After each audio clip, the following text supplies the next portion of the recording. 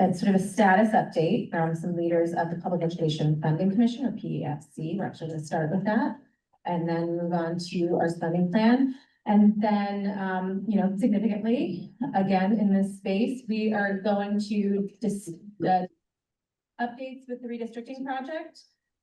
A lot has been underway over the past few months. Many of you were with us in March for our subcommittee retreat, as well as a recent series of Strong Schools town hall meetings that we've had, and as well as some phase 2 status updates for our social drivers of health and education landscape analysis. So we'll get into that. In recapping the retreat, may also have a motion or two to consider in regards to our path forward there. Meeting norms before we get into it. As a hybrid meeting, of course, try to remember that there are people online who may or may not be able to see and recognize you. So please announce your name before speaking to identify yourself, which I did not even myself do. So please mute yourself online when you are not speaking, and also note that this meeting is being recorded and will be posted for public review. We ask that any consortium members type their names into the chat online for a roll call. And then I think other than that, the team is going to just get a visual roll call on everyone else. Is that accurate? Okay, Kelly's nodding. And that is our reminder that we do have many educational leaders and students from Delaware State University and the Institute of Public Administration here. They are staff members. If you haven't seen them in a while and don't know them, can you guys just wave so people know who you are? Thank you. And without them, we just wouldn't even be here and doing anything. So thank you. We are going to start out with the approval of our minutes from our last full body meeting, which, believe it or not, was all the way back in December. You would have received the draft of these meeting minutes via email, so I would be happy to entertain a motion. So, Motion from second. Representative Japoka and a second from Stephanie Ingram. Do we need to do a full on, or can I just do all in favor? All right, all in favor, say aye. Aye.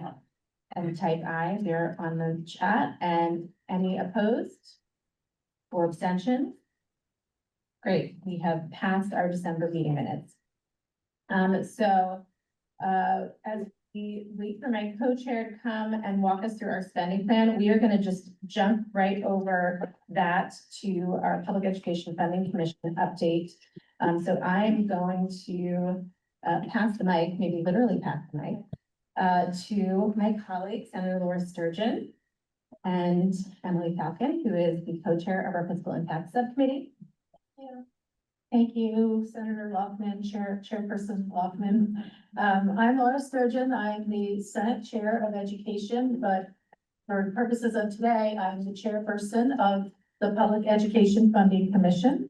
And Emily is also on that, and Lisa, and I'm trying to see if anyone else here is on that commission. I think that's, oh, and Stephanie. Well, no, Stephanie's designee. That's Stephanie's designee.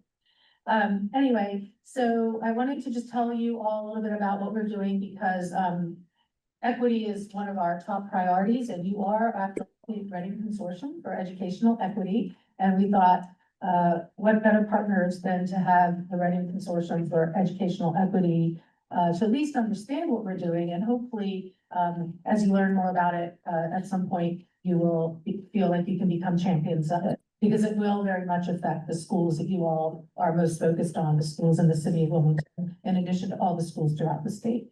So last June, we ran legislation creating the commission because, you know, as everyone knows, our education funding system is ancient, 80 years old.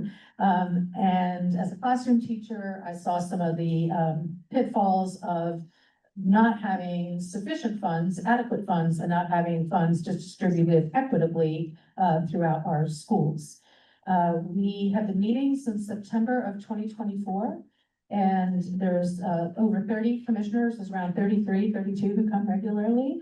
And we made a lot of progress since our first meetings in September. We were meeting once a month, but when the Meyer administration was sworn in, and with the appointment of Secretary Cynthia Martin, we really got a nice boost of energy infused into our commission because they were eager to see change and to make change in Delaware's funding system. So we started meeting more regularly, every couple of weeks. I think in one case we met just 1 week apart. And all along, we have been guided by our main principles, which are adequacy. Our schools have adequate funding for all students. Equity, that funding has to be targeted towards the students who need it most. Flexibility and transparency. We also know that accountability has to be a piece of it, of course. And so guided by those values, we developed a hybrid funding formula, which Emily and her counterpart, Nick Johnson, Emily Falcon and Nick Johnson are going to go over for you. They have slides. Just an overview. The framework promotes flexibility by allowing districts greater freedom to allocate funds based on local priorities while ensuring accountability. It also enhances transparency in how the funds are generated and spent by reducing the number of funding lines to just 3 tiers from 32.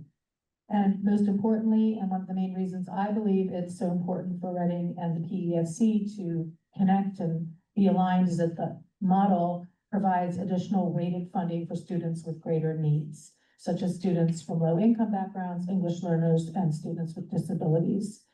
Based on the cost models we've been having, the schools in the city of Wilmington will be among the schools to benefit most from the transition to this new system.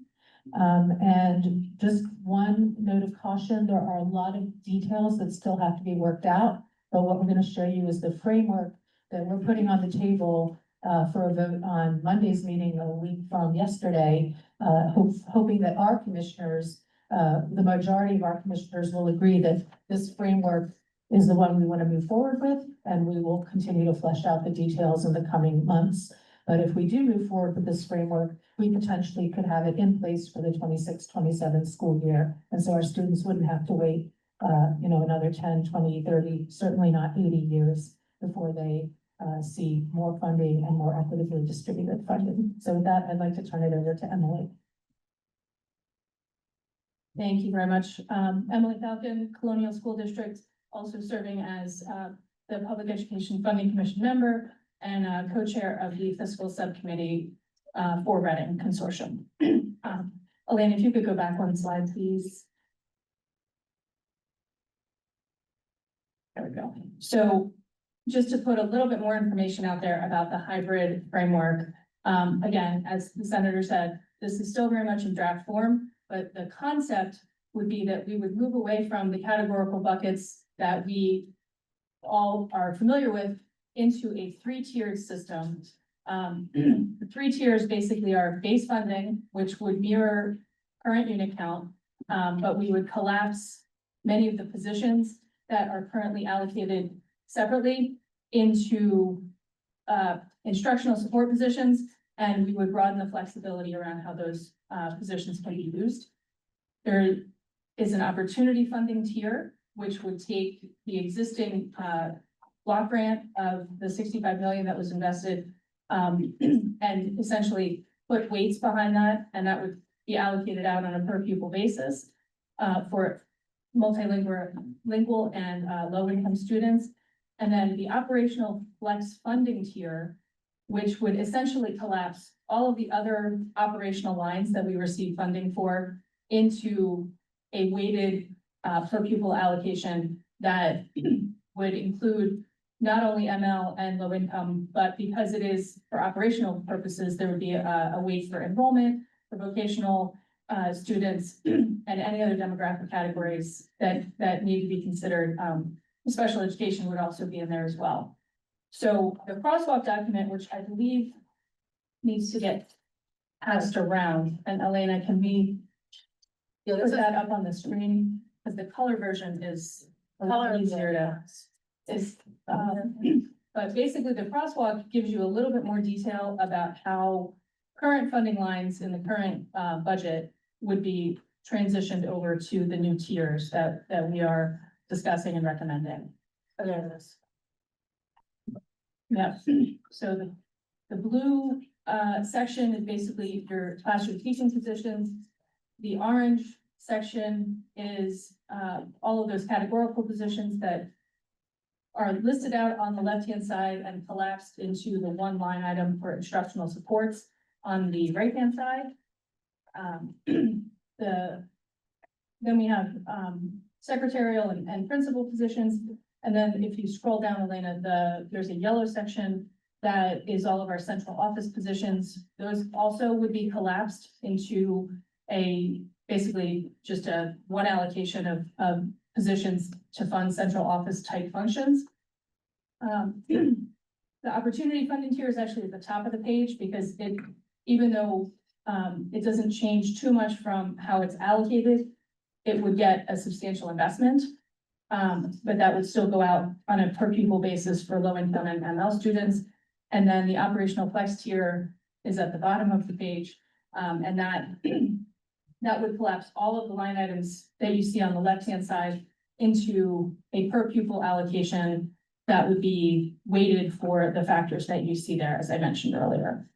And I know I'm going over this super quick, but this is really just to orient you guys to what we've been discussing. And we're certainly certainly able to answer any questions offline after the meeting as needed.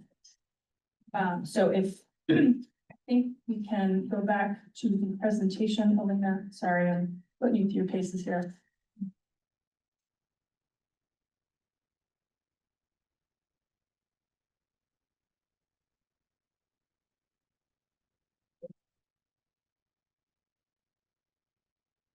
I'm gonna take this while we're trying to get the presentation back. Thank you, Emily. I just grabbed it out of your hand. Sorry about that. So we've already gotten some feedback about the orange section, for example, and some people were like, whoa, wait a minute, all this is getting collapsed. How do we know students are gonna get their needs met?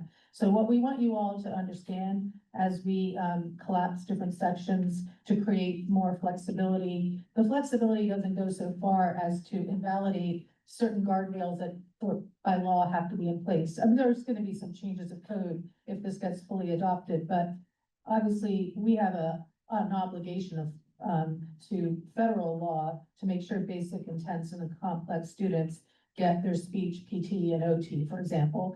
That would not be erased by the fact that these get collapsed, but in the case where all those positions were perhaps not needed, there would be the flexibility. There were a lot of legislators who worked really hard to get counselors and social workers in.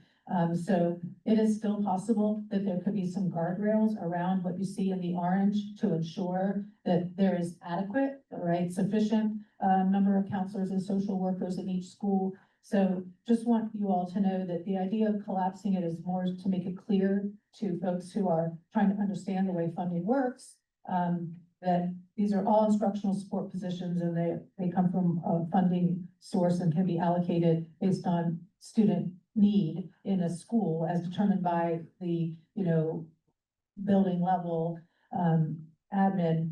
But it doesn't mean we can't still put a few guardrails in there to ensure certain really important positions are still being funded, and certainly anything that is required by law will be funded. So it's going to be constantly this give and take between flexibility and guardrails to make sure the money is going where we have determined it needs to go. And that give and take, we haven't finalized yet, is all I'm saying. So we're still taking input. Also, do be aware that even though we're only talking about spec ed, intense and complex students as the main students who will get targeted funds, those conversations are not over yet. We may decide students who are experiencing homelessness or students in foster care, students in schools that have concentrations of poverty. All of those factors can absolutely still be built in. This is just sort of to get the framework in place, to get agreement on the general framework, and then we're going to continue meeting to figure out all those details. So just wanted to make that really clear. This is nothing, it's not final. It's like, can we at least agree on this framework? And if so, then we can work out those details. Also, we have committed to continuing to work and meet even once this is in place, because we're not going to let another 80 years go by without looking at our funding formula. We're going to keep meeting and keep tweaking and keep making whatever adjustments need to be made. Thanks for letting me jump in. Thank you. Elaine, if you could go to the next slide, please. So I believe that this is gonna be, right, so this one might be a little bit hard to see, but the modeling that the consultant that has been working with the funding commission has done. Basically, he was told by the commission to assume that there was a $200 million investment made in public education. How would that change the funding of the schools that you see there? And these schools were picked. I'm not exactly sure who picked them, but it's a random sampling of buildings. And you can see that this basically shows how we can create weights in the system while maintaining unit count that are pushing more resources towards the students and the schools that we know are higher need and need those bigger investments. The thing I do want to make sure that I mention is that because we're also assuming that we can take existing funding that's already in the system going out the door on a per unit basis and reallocate it into that flexible funding operational tier.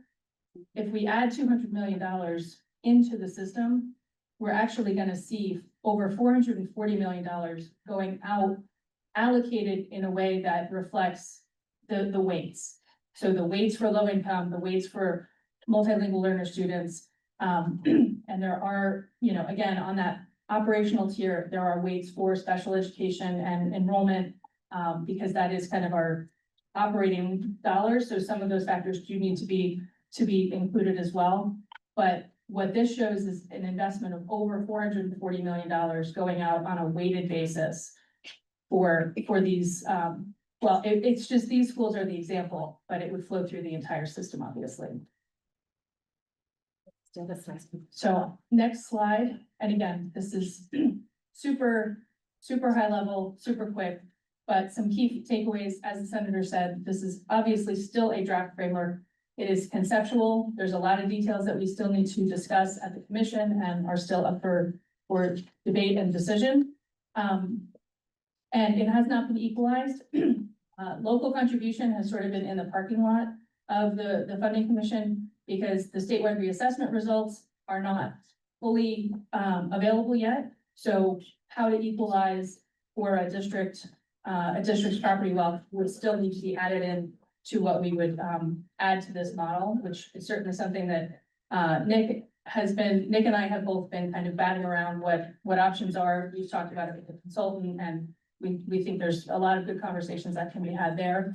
And by building on the current system, by maintaining the unit count, we can move this much more quickly than if we had to abandon the unit count, develop completely new systems, new data systems, new systems for how to collect information and account for students. So we can move this toward implementation in a quicker way, and it will not require as much of an investment in kind of rebuilding systems and retraining personnel on how to do things. We can put those dollars right into the classrooms. And as the senator also said, we also recognize that if this is the only thing we do, we haven't done enough, because it can't be the only step, and it can't be the last step. This is the first step towards moving much closer to equity. Well, it's definitely a move toward equity, but it's much closer to adequacy as we're able to invest in pushing more dollars out the door through these demographics that will recognize the high need that our students are experiencing. And I think we would welcome any questions or feedback if there is time, and I will leave that to the chair. That's what Nick wants to say. Is Nick online? Yeah. Yeah, Nick, did you have anything you wanted to add? Covered it. Just appreciate the commission's time and happy to answer any questions. Thank you, Senator. Awesome, thank you. We would have very limited time for questions if anyone has something that absolutely must be put out there.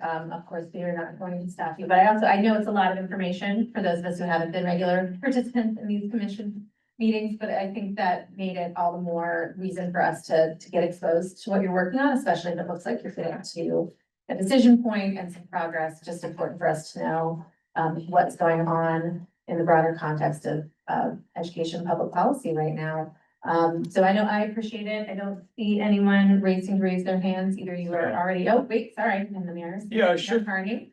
Probably shouldn't be raising this, as a resident of this county, but the last blocks where you have Division 3, there's no equity, and you mentioned that, but there's no equity calculation here for taxpayer with Division 3, and there's no element in the hybrid system that would provide the mechanism for differentiating among districts based on property values.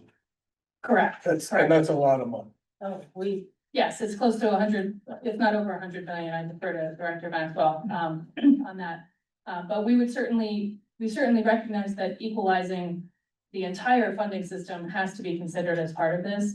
And that would only help enhance the making sure that the investments are flowing to the districts and students that need them most, to make sure that they are providing adequate services. But that is absolutely something that we've had in the parking lot, because it's sort of been, we've been asked to kind of keep it out of our, out of the work, because the reassessment numbers are not yet fully available. So as they become available and that information is available statewide, that is certainly something that we're gonna be looking at incorporating. Well, I believe they are available.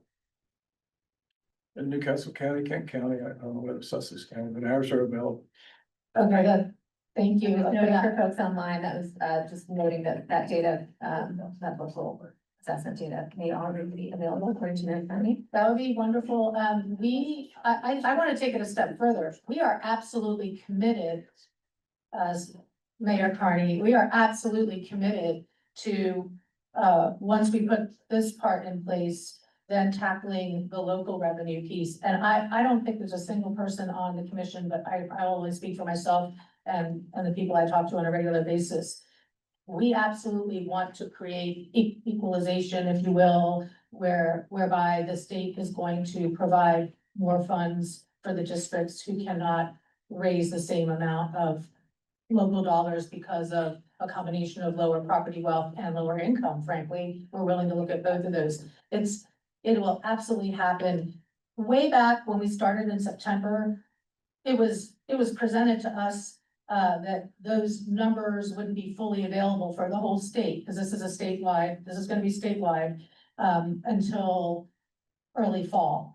If those numbers are available sooner, we can get working on what equalization looks like sooner, but that has to be part of it. We don't have equity as long as low property wealth districts are, having to come up with money that, that is easy for high property wealth districts to come up with. So we absolutely would like to see that shift. That will be part of our recommendation, just not on Monday. Monday, we're looking at the piece without the local. This is all on the state side. The local side and how the state share would adjust based on what the local is able to provide is, our work is not done until we do that. It has to be done. Step one, and certainly talking about kind of what does the mechanism look like, is something that's been talked about intensely for recent years, and a lot of folks at this table have been at that table. So just appreciative that you all are taking this on, and want to let folks know as this percolates. Obviously, we can easily share further questions and comments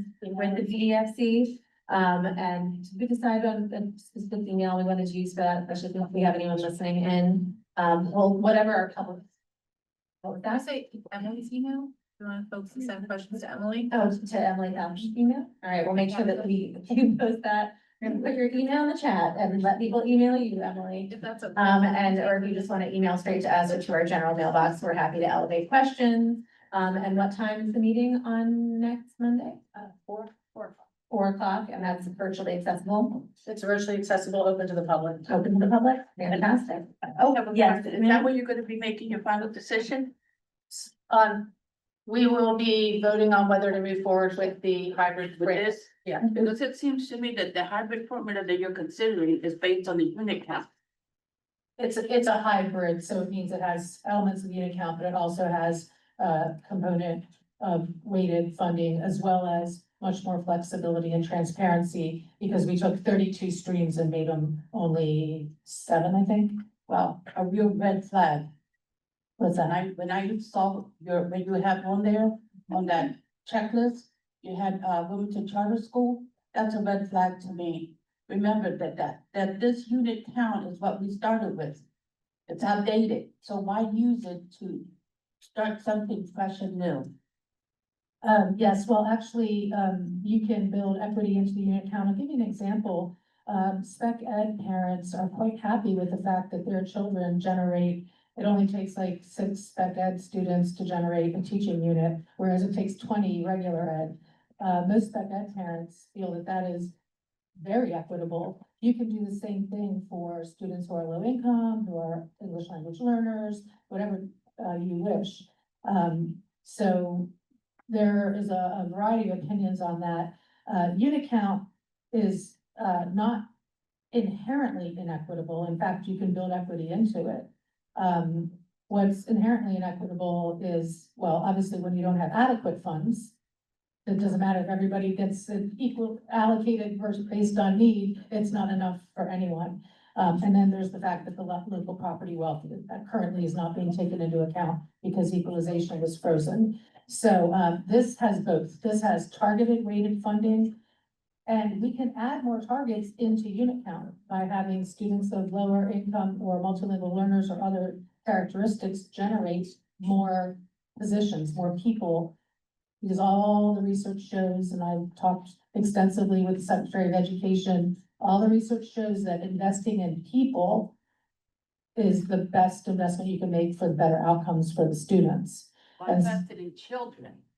And to me, But the this people who sounds like- teach those children, To correct? me, this is more adult-based, adult-focused and child-focused. Well, it's the That's my adults who opinion teach the children. And so Well- investing in the number of adults and the quality of those adults that teach those children, that's how you're gonna have better outcomes. All schools that have these peer weighted student funding models, all the peer reviewed research shows that those districts that have weighted student funding models that invest those weighted dollars into their workforce, they actually see better outcomes. Those who have spent the money in other ways have not. So we have good evidence backing up what we're doing. And again, it's a hybrid, which means it keeps elements of the current and it also adds targets and moves. And I expect there will be full debate on Monday as well amongst commissioners, and again, fully open to the public. Appreciate the preview and look forward to keeping up with what occurs on Monday and moving forward from there. I know there'll be more process steps subsequent to that. Thank you. Thank you very much. And again, any other thoughts, comments, questions? Send them our way or send them directly to Emily and we'll make sure that they receive those in time for that day. So at this time, we are gonna move on to talk about the Redding Consortium budget, and I'm gonna hand the mic to my co-chair. Evening, everybody.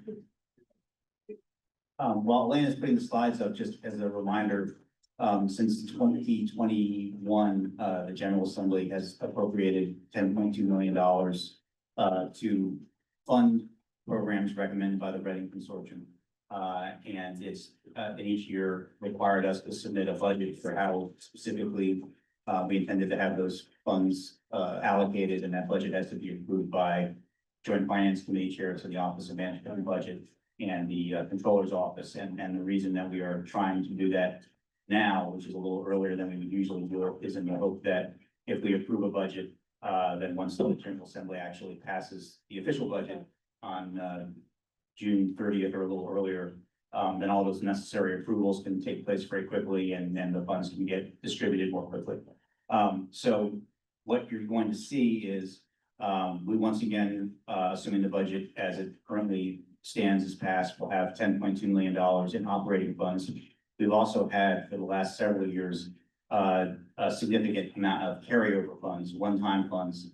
And that's largely the result of the fact that for the first couple of years of funding, the Department of Education took some time to implement the two most costly items in our operating budget recommendations. So money carried over. So that amount has shrunk each year and is going to shrink again this year and probably next year, in all likelihood, we will have to talk about whether we can keep all these programs at the level that we have had them or whether we would need to ask the state for a larger operating fund allocation. So with all that run up, This list that you see of proposed funding for fiscal year 25-26. For those of you who were here a year ago, will look very similar because it's literally exactly the same categories.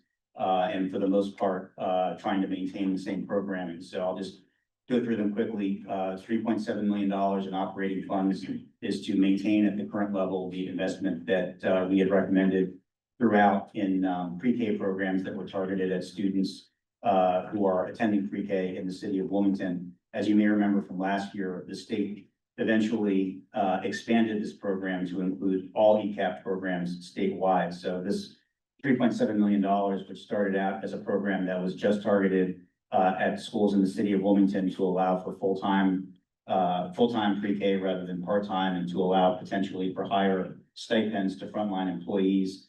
That is now, according to DOE, being offered to all ECAP programs throughout the state. But in order to maintain that funding for the programs that have been receiving it, we need to continue investing that $3.7 million. Similarly, the $5.7 million in operating funds is to fund the third year of our 3-year commitment to the 3 schools that won a competitive RFP for outside school time funding. And those were Coomba Academy, Eastside Charter, and Bayard. So those 3 schools won a competitive RFP, and they're in the third year of 3 of funding for those programs. And in order to maintain the third year funding, we need to allocate that $5.7 million in operating. The scholarship program that all of you are familiar with, what's recommended for this year's funding is $560,000 in operating funds and $152,000 in carryover funds. And what that will allow us to do is to continue funding the scholarships at the level that they were in demand during this current fiscal year. So the amount that we can spend in the operating budget won't quite cover it. We have to add $152,000 in carryover funds. The support for redistricting planning. Actually, let me skip over that and do the others and then come back to it, because it's easier to understand if I explain the others first. Professional development is money that we've carried over for a number of years that Tika and Karen have made recommendations for spending through DOE. And we are recommending that $287,170 in carryover funds be dedicated to that. That's essentially the amount that was left in that account in April. You'll see in the type spending plan, all of these numbers for carryover funds are based on a snapshot number that DOE gave us in April for what was left in the accounts. So to the extent that any of these programs spent additional funds between when we got that snapshot amount and June 30th, then these will have to be reduced to account for that. But that $287,170 was the amount that we got from DOE in April. Similarly, the racial equity data dashboard, that's money that we get allocated from the outset in one-time funds to pay for the establishment of that data dashboard. My understanding is that the development of it has been on hold for IG reasons that I could not begin to understand or explain. But that money is being held there for when the IT situation gets to the point when the database can be created. $640,000 in carryover funds for the Boost program. You all may remember at our last meeting in December, we had voted in advance to extend for an additional year our support of that program. When we had initially dedicated one-time funds for it, I think it was only for 2 years.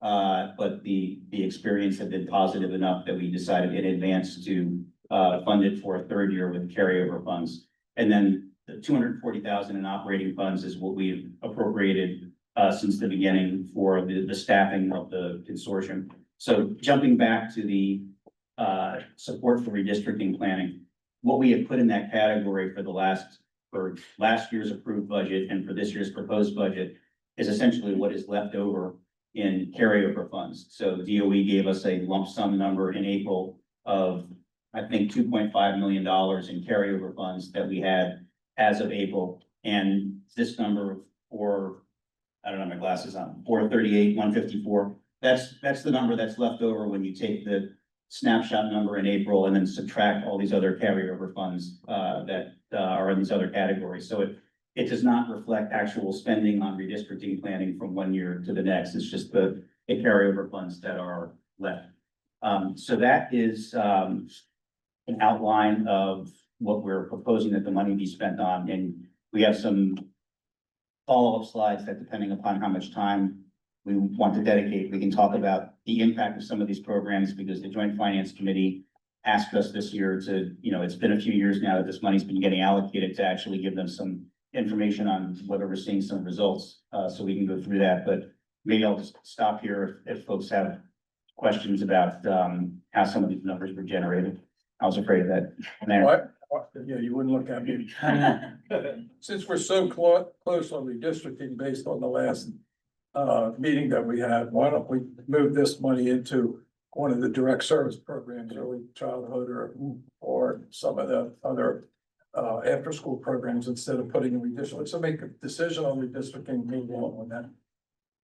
Well, I'm gonna, what might we spend money on for redistricting planning, I'm gonna hand the mic to my right, but on the larger question, most of these programs, the two largest ones, the pre-K and the outside school time program, they're operating off of budgets that they submitted. And so like the 5.7 million is 1.9 million per year per school. They submitted budgets at the outset for what they spend the money on. So I think, in terms of programmatically, I don't know what we would do with the money, and same with the scholarships. This amount funds the entire demand that we had for them last year. Yeah, I have a suggestion, which is support for young readers. Reading Assist could use money. Our kids in the city could use money for Reading Assist. They've been, if you haven't heard, they've lost some of their federal volunteer service money. So that would be a good place for it. So we're not losing the children that otherwise would benefit from those Reading Assist numbers. Thank you, Mary. I think that's a great point. I think what I would start by saying, we already did move, as Matt indicated, some of these funds into other spaces, such as the scholarship. So that came right out of support for redistricting planning. I guess you could also say the boost money came out of that bottom line as well. There are some expenditures we still expect to incur between now and the finish line. I personally would not think it would be all of these funds, but maybe we just need to be able to project those a little bit better. It should not be, no. There are some additional costs, the cost of, facilitation for our retreats, as we've done, materials, feeding folks at retreats, things like that. So definitely like a marginal segment. For the most part, I do think we may be doing an extension on our contract with AIR, which I also expect to certainly not be all of that balance as well. So one of the things that we did want to do as part of our motion when we get there is to allow Ray Jones Avery, Superintendent Green, and I to be able to make some of those discretionary choices. We don't know yet what we need to get spent on that, but I mean, I think certainly we can take the message and see if we can project that a little bit better. And if there is a specific cost associated with Reading Assist to ask, I think we would. There's a big loss, and Yeah. it's proven to be the most successful program, one-on-one tutoring for reading, and they've worked on an experiment for 2-on-1, and it's gone pretty well. I mean, But they're losing some of those AmeriCorps. the AmeriCorps members that Yes. need, that cost back, but I'm very familiar with that, and as an AmeriCorps alum, very sympathetic to that, and just knowing the impact of Reading Assist. I think I could speak for the consortium, unless anyone strongly disagrees. I think we would be interested in understanding more the scope of their need and sort of the timeline of that, so we could potentially consider, setting those funds aside when we can agree on that with some real data. It's pretty immediate, and summertime is coming. It's the perfect time to get some of that work done.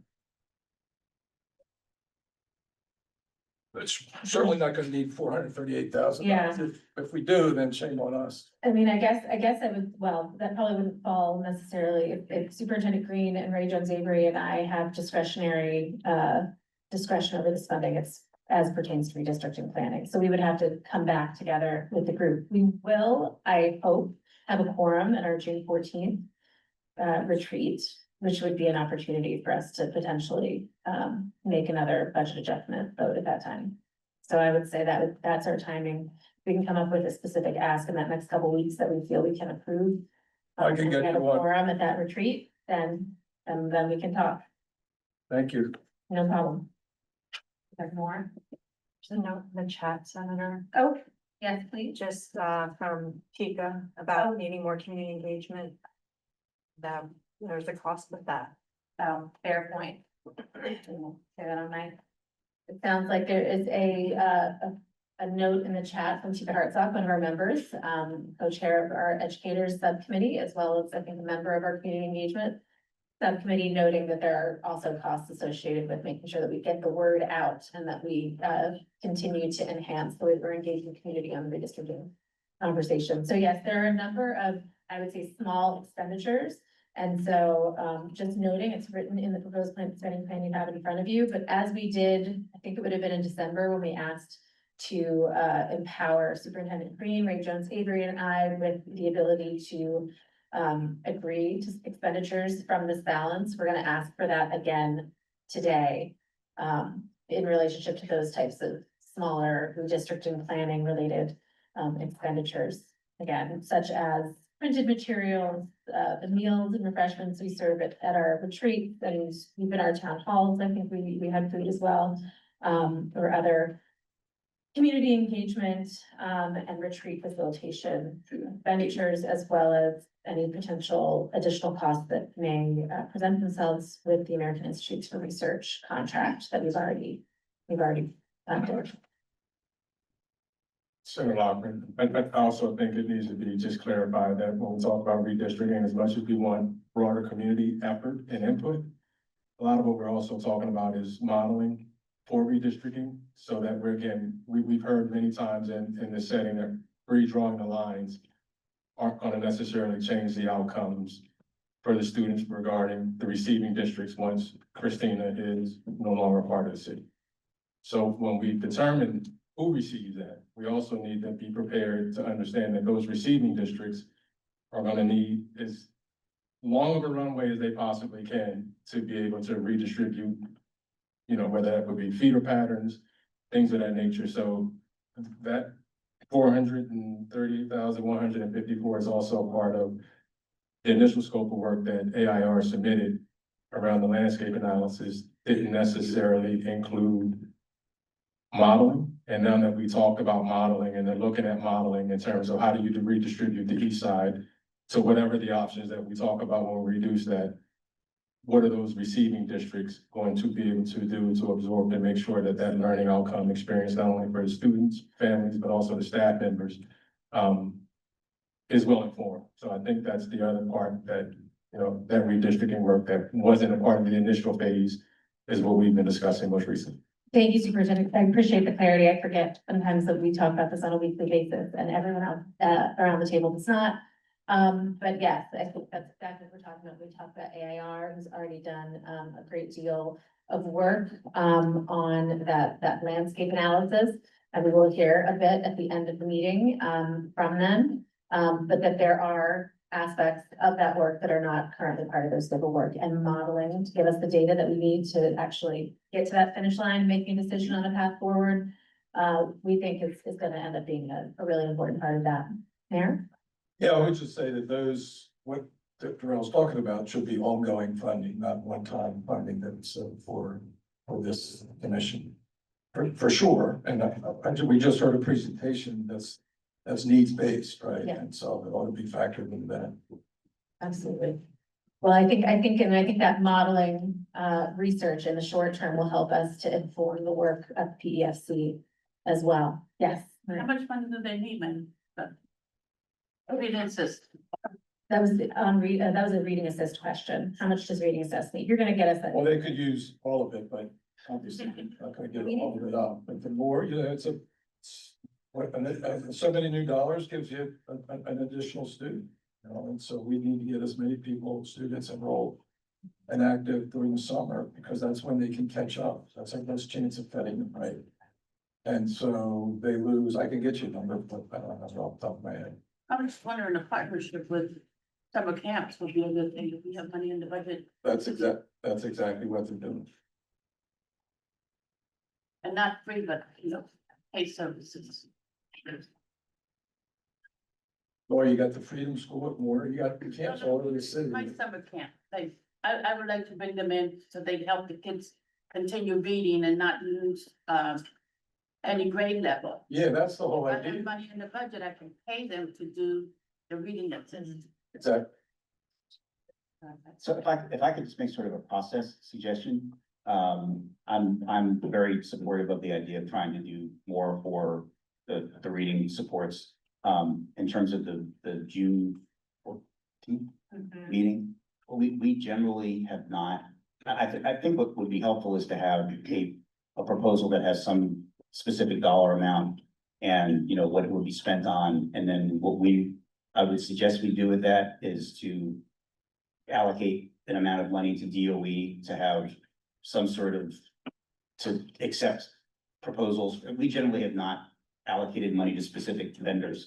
So when we did the outside school time programs, there was a competitive RFP. When we did the early childhood, there was a competitive RFP, and I don't know that we need to do that because that can be very time consuming, and I know there's a time element to it, but I would just suggest that we have not wanted to put ourselves collectively in a position of just picking one private vendor over another private vendor, and we've left that to DOE in general. So I would suggest that we do that, but ask that they do it. They have ways of doing that without having a full-blown RFP process, and that they try to do it in a more time efficient way. Excellent suggestion. But certainly, I think in the interest of equity, open to helping facilitate that and knowing more. So I think you gave, any other questions on specifics of the spending plan?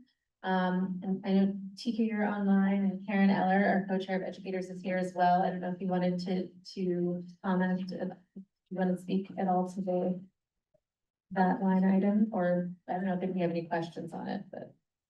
Sure, if you wanted me to do a quick kind of overview of the work we've been doing, or. Sure, just a super quick one. Here, come here where you can speak on the mic. Okay.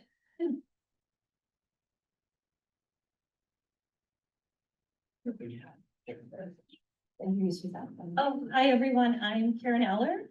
I am working with Tika Hartsock. We are co-chairs of the educator group.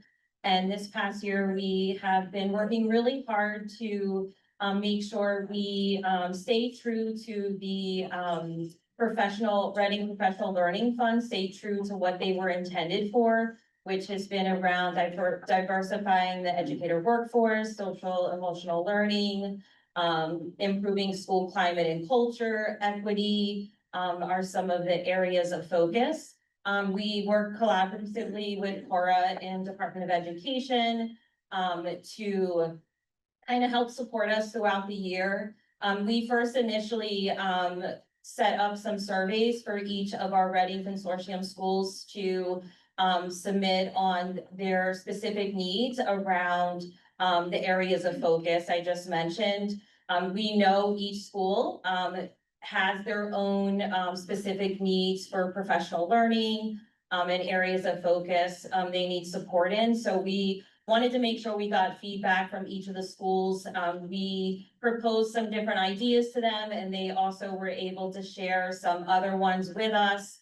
And then we had some opportunities for the consortium schools to submit some grant ideas to use the funding around some parameters that we created that stayed true to the intent of the funding. So we had that in December, and then we did another round in early January. We also have a cohort right now in fourth dimension learning that is set to graduate in, I believe, June 6th. So we're hoping that we can continue this work in supporting the schools with the funding left over and have that carry over to the next fiscal year and provide an opportunity for our consortium schools so we can have additional cohorts go through the fourth dimension learning program that's focused on equity and school climate, where they're doing like action research projects to address some of the areas of concerns and supports in their school that they need support in. So we're hoping the carryover funds, we can continue to work closely with Cora. There were some schools that wanted some additional support around literacy. So that was also part of our professional learning, funding work. And so we're hoping those funds can carry over so we can have additional cohorts, to go through the fourth dimension learning, as well as, just continue to support the schools with some of their professional learning needs around what the funding was intended for. Was that quick? Thank you very much, and thank you for your work on that. Yes. Okay.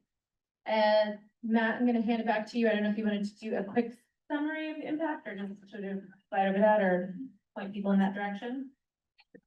About the JS report.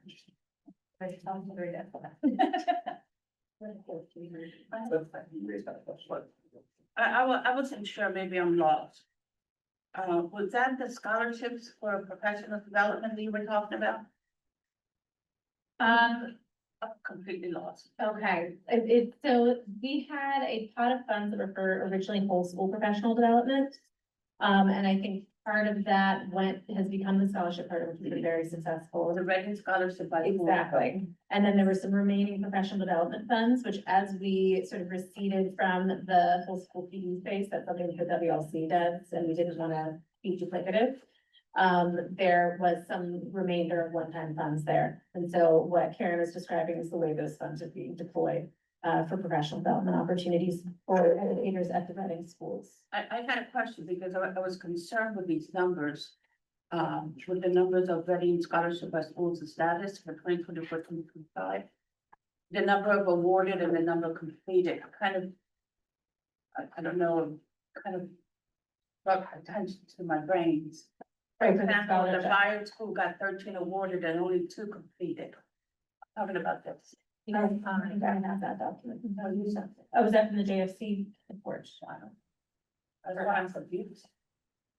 Could it be they didn't complete their program yet? Yes. That's probably. There's gonna be a not lot more graduates soon. It's Yeah. because the degrees But take 2 time. completed and 7 were inactive. And then this one had 6 awards, 8 inactive and 1 completed.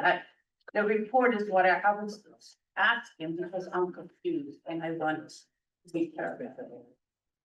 So, do you want to see it? I don't know if there's something from the department that could speak to it. Thank you very much. I know that's.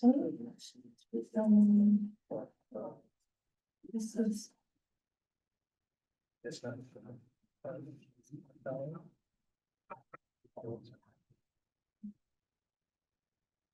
oh, okay. So that means there were 13 that were actively pursuing. Only 2 out of the total had completed and 7 had gone inactive. Does that sound accurate? That was the 20, yeah, that's the school year. 24-25. That's from the compliance committee report. Then some wouldn't have been completed yet because the school year hadn't completed. So the short answer is, we don't know the answer. Oh. Because DOE administers, that as with all these programs, DOE actually administers them. And so we rely on them to gather all this impact data. And I don't know if there's someone from DOE online, but I don't see them here. But one possible explanation, Maria, and it may be right or wrong because I'm just going from what I'm looking at, is that those are numbers for the current school year. And I think those may be derived from the report that was sent to the Joint Finance Committee, which would have been several months ago. So those might be numbers midway through a school year, and some of those folks might have been midway through the program. But again, that's just me guessing and just looking at that same piece of paper as you. Me too. So we'll get an answer. We'll get an answer from DOE, send you something. We'll send all the consortium members something in writing because I don't know the answer sitting Yeah, here. this is the Delaware Higher Education Office has collected and tracked data on key metrics for the Redding Scholarship Program for every application cycle since the program began in 2022. So the inactive or eligible stats are any educators who have applied in the past but have not applied again. So either DHO hasn't heard from them, they've decided not to continue. I don't know why, but that is what we were told when they gave us the data. Okay, and looking at that out of context was a little confusing, but it sounds like it is from our JFC report that we submitted to joint finance to get updates on outcomes, and so that was February, that was, that's a little outdated as well. And that brings another question to my head. Is, did they get all the funding and did they use it or did they return it? Yeah. I mean, all these things go in my head, you know? Sure, no, So it doesn't directly go to them. They apply for the funding, the department approves the funding, and then also coordinates with the higher ed that they are applying to ensure that they are enrolled, and that money goes directly to the higher ed for whatever the person has used. that helped me. No, because that brings another question. Did we fund these programs and the people didn't complete it, do we get our money back? No money goes to them if nobody's gone. It goes to the provider. No money goes to the provider unless it is confirmed that the student did go through, is taking that class. So if I'm taking a class in human development and I've applied for the scholarship and I've gotten it, they will confirm, higher ed will confirm, and then they'll get the money. So Maria, these are all good questions, and it's a little unfair to the Redding staff because you're asking them to explain a program that they don't run. They're totally legit, totally legit questions that I have as well, and I'm glad you're bringing them up. No, it would be very helpful if someone from the Department of Education, which is a member by statute of the consortium, was able to answer questions, but apparently they're not. So the best that we can do, since they run this program and really are the only ones who can answer your questions with certainty, is try to get an answer from them after the meeting and circulate it for the members in writing. I don't want to put folks in the position of trying to guess. No, I'm glad you raised the question. No, I think we have another question for that list, so if we can record that question, so we can make sure to pass this on. Or We definitely have a more succinct answer from Lisa from DHEO. We just have, I don't want to misrepresent what she Yes. said before, so. No, we'll no, I send it think it's out. better to have that from her directly. And Kendra, did you have a further question on that? It was just a piggyback just. So if they're enrolled, does that mean you just have to enroll in the class, or does that mean there's a certain amount of time you actually showed up to the class?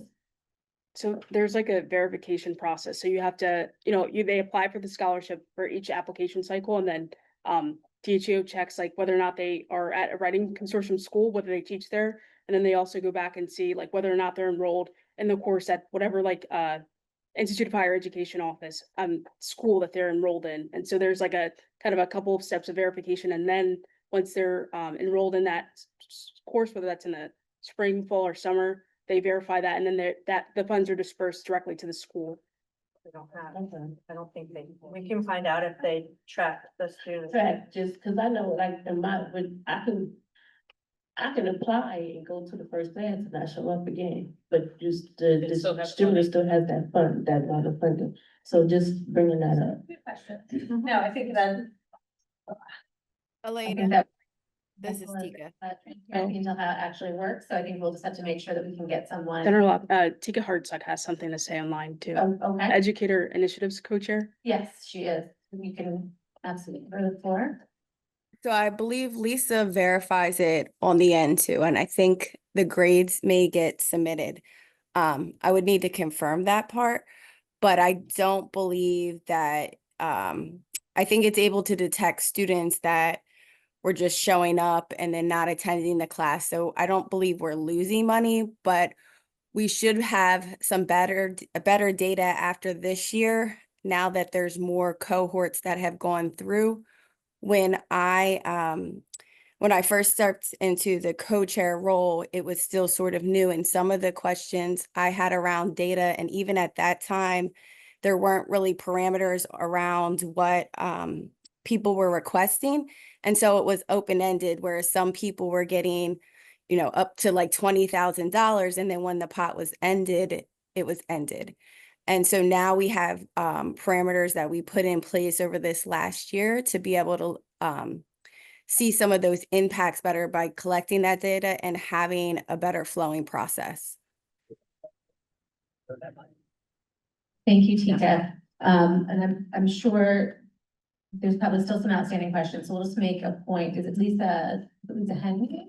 No. No, it's Lisa Condit, but if you send me the questions, I can reach out to her as well. Great. Well, maybe we'll make a note to have her report out to us in the not too distant And future. the Secretary Martin is online, Oh. and she'll look into the question as well. Thank you, Secretary. Thank you very much. Dizzy, real quick, there's also, I believe, 3 individuals that are graduating, this summer, graduating through the program, through the support of the scholarship. So like Tika said, it just took a little time before the data could start being collected about students going through and getting through their program. So we're hoping this year that's going to be much easier to capture now that those that are participating that have applied and received funding are going through their respective programs. Thank you. Okay. Any other questions? All right, we will seek answers and get back to everyone on that. Thank you. One is, what does completed mean? Tonight, sir, we can hear you. Don't forget to say your name first. Maria Matos, what does completed mean? And is that 3 out of the 140? Or 3 for this year? So it says total award 140 awardees. Is it only 3 that are graduating, or is it? I don't And know, per year? remember, the programs are all different, so it could be multiple year program as they're going through each semester. Some are doing like certification programs, which may not be as long as 2 to 4 years. Okay, so then my question would be, we have awarded 140. Out of the 140, how many have completed, and what does completed mean? Right. Got that for our list? Completed. 14. 14 have completed. You're looking at. Looking at- And is that, I think you gotta disaggregate between, again, clarity around completed, is that just coursework, is that completed a degree program? Yeah. Because these scholarships went to educators for various reasons, which I also think underscores the challenge of trying to support educators to get advanced degrees who work in high-need schools. Right, where I'm starting a program, but either life happens, the work becomes challenging, and so there is a lot of resources going toward the support. So I think, just for clarification, really looking at how many are completing degree programs, how many are getting certifications within the cycle. That will probably be helpful to Ms. Matos's question, just around what does completion mean? Because I think a lot of folks get into it well-intended, because there are scholarship opportunities, but the work itself is difficult, and to kind of go through a master's program or an advanced program while you're teaching simultaneously. So I think that will be beneficial for not only consortium members, but the community. I believe that's some of the data that Lisa's now tracking that wasn't, I think, originally being tracked. So we could see if we're really getting a return on the investment as well. So the 14 completed, it's in the report, it's a graduate certificate or degree program.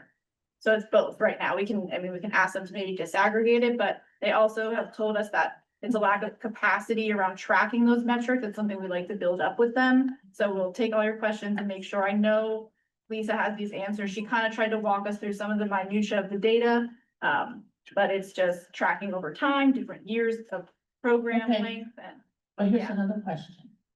The challenges, what were the challenges, and how can we complete our goal as a consortium to help these people? What is it that stopped them? And what can we do about it? Because if not, we're gonna continue the same old, right? Yeah. Yeah, and I don't want us to be guessing at it too. I think we really need husband to come and give us the true rundown. And ensure that we have a full understanding of how the There's a process- lot of information in the report. Yeah. Okay. Anything further? I think we're ready for your motion. Yeah. Okay. So, Elena attached to the meeting materials, the report that was actually delivered to the Joint Finance Committee about the impact in the other programs. And so both for time purposes and also because almost all the data for all those other categories was also gathered by DOE. So if there were questions about it, that's to whom those questions would be best directed. So I think for both of those reasons, I would encourage you to read the report that's with your materials. And if there are questions about any of the other categories, when we have someone from DOE at our next meeting, you could hopefully address those and the other categories to them as well. But it's a pretty detailed written report that was sent to JFC. So for purposes of this meeting, what I would suggest is that we approve the proposed budget with the caveat that the consortium is going to consider a motion to use some of the funds that are currently categorized for the support for redistricting planning for a Mayor, how would I describe it? A reading. Reallocate, yeah, for summer reading program.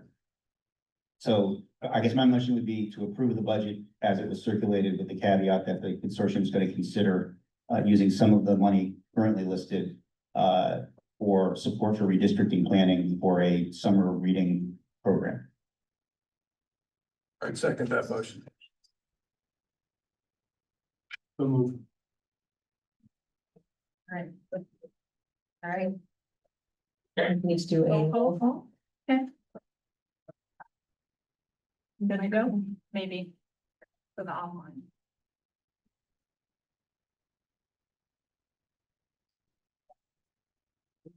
Okay,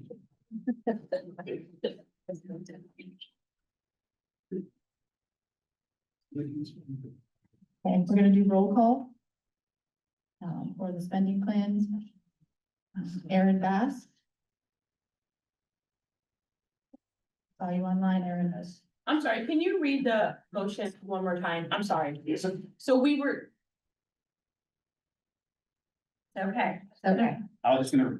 Yes, can you repeat the motion? So my motion was to approve the plan, the written plan that was submitted with the materials, with the caveat that, that the consortium was going to consider using some of the 438,154 in carryover funds for redistricting planning for a summer reading program. thank you.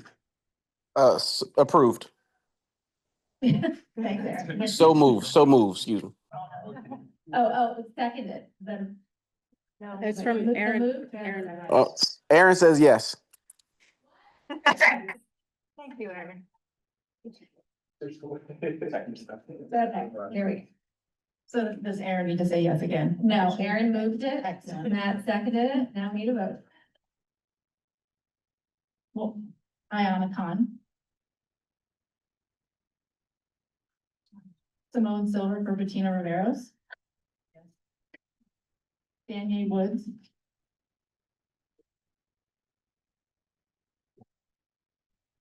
Superintendent Deirdre Joyner. Deirdre Joyner, yes. Superintendent Darrell Green. Yes. Senator Eric Buxton.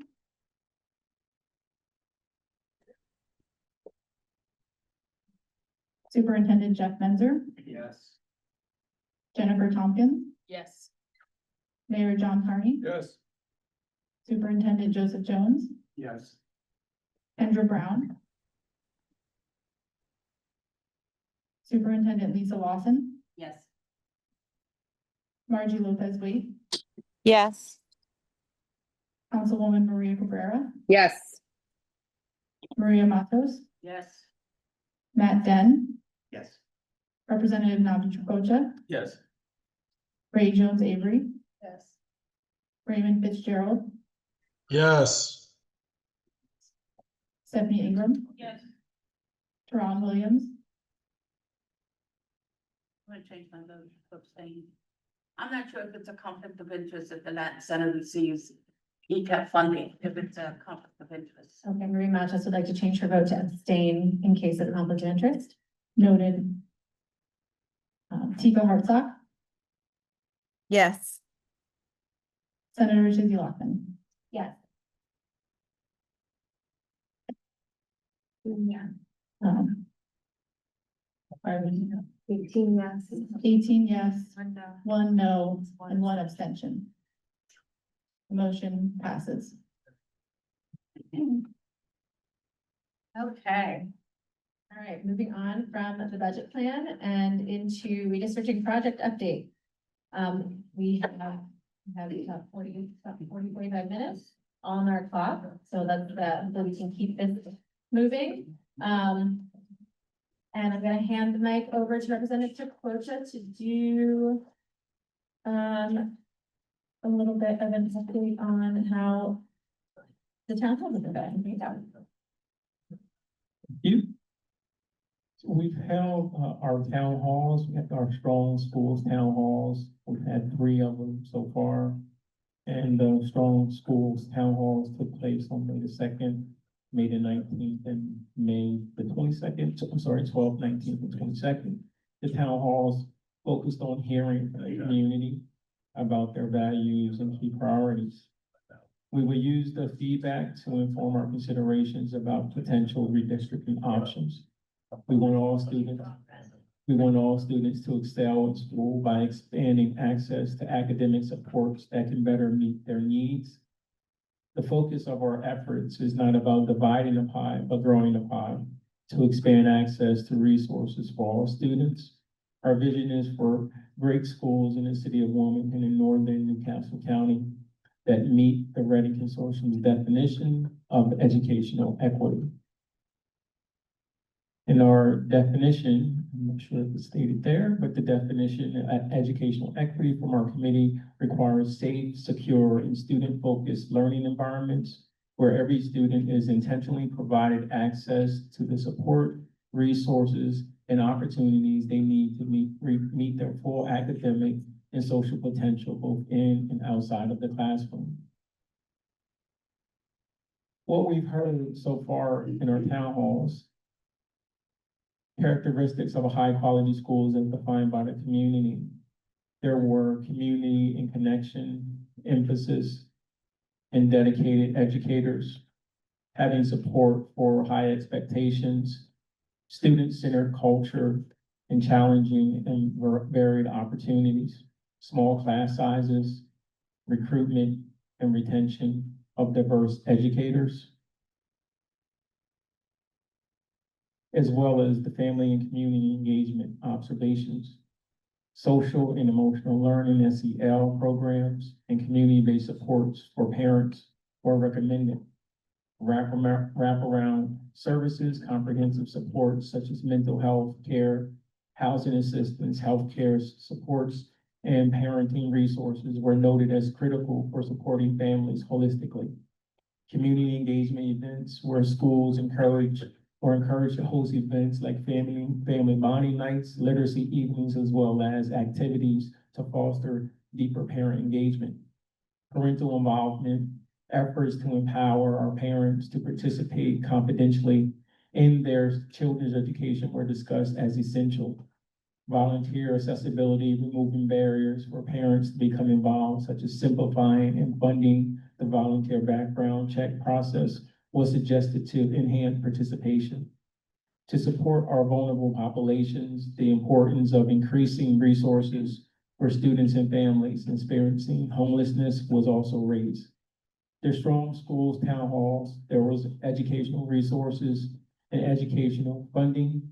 Key suggestions and observations were educational materials and enrichment, ensuring up-to-date instructional materials, technology and funding for learning opportunities such as field trips and guest speakers was considered vital.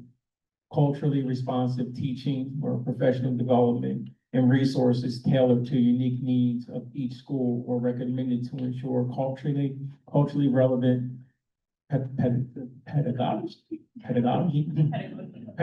thank you. Welcoming environments where schools should be physically and emotionally welcoming to our students and families, reinforcing a safe and supportive atmosphere. Revenue reform concerns were raised about the inadequacy of current funding mechanisms. School budgets should not be vulnerable to the fluctuations in public sentiments around taxation. Sustainable, equitable funding models are needed to support our school improvements. Universal pre-K, expanding access to early education was viewed as fundamental investment in long-term student success. Project-based learning, integrating project-based approaches was suggested as a strategy to boost student engagement and deepen learning. Early intervention, prioritizing early identification, support and students struggling academically was highlighted as a key strategy for preventing learning gaps and expanding care opportunities. The value of before and after school and summer programs was underscored, especially for students requiring additional supports. School access to equity, rather than relying on school choice or charter systems, it was recommended that neighborhood schools be sufficiently resourced to serve as attractive, high-quality options for all families. Okay.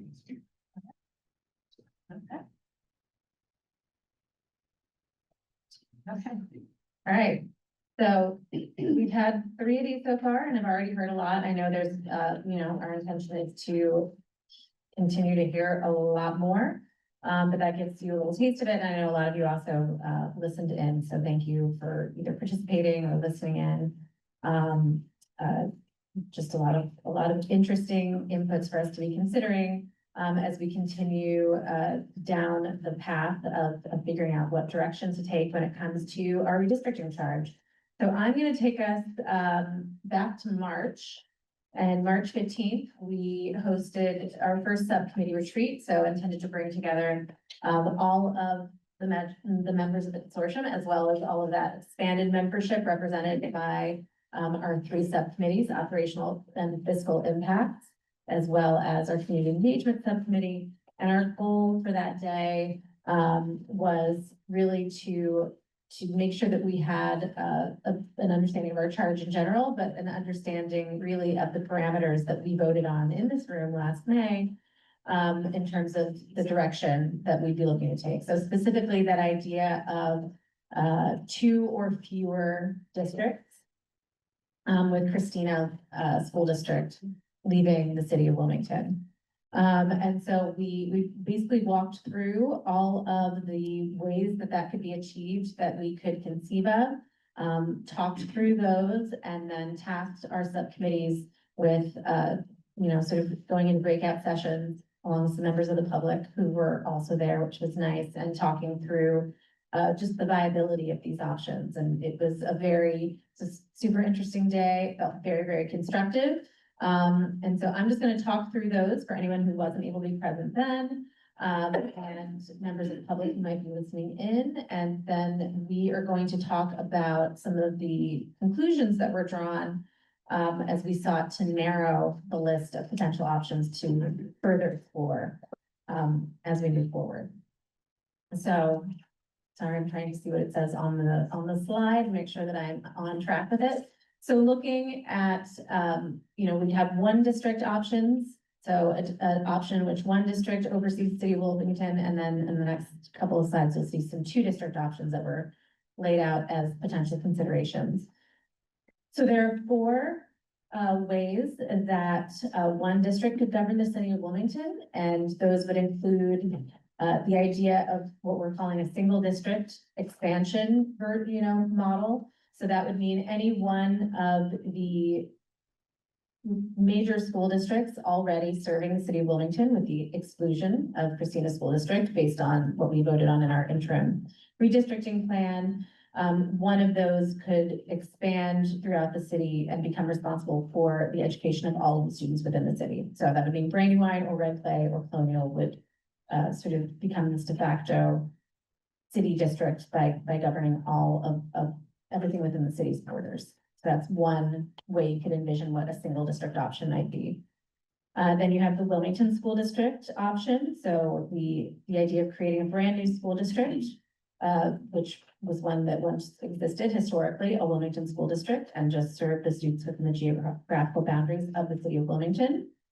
And then 2 other ways that you could potentially have a single district governing the city of Wilmington would be to look at broader consolidation of districts, such as a Northern Newcastle County consolidated school district.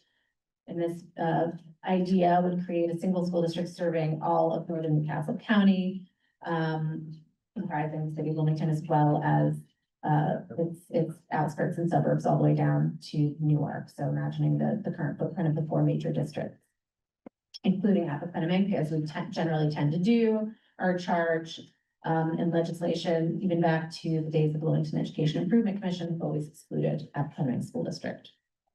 And then there is the concept of a metropolitan Wilmington district.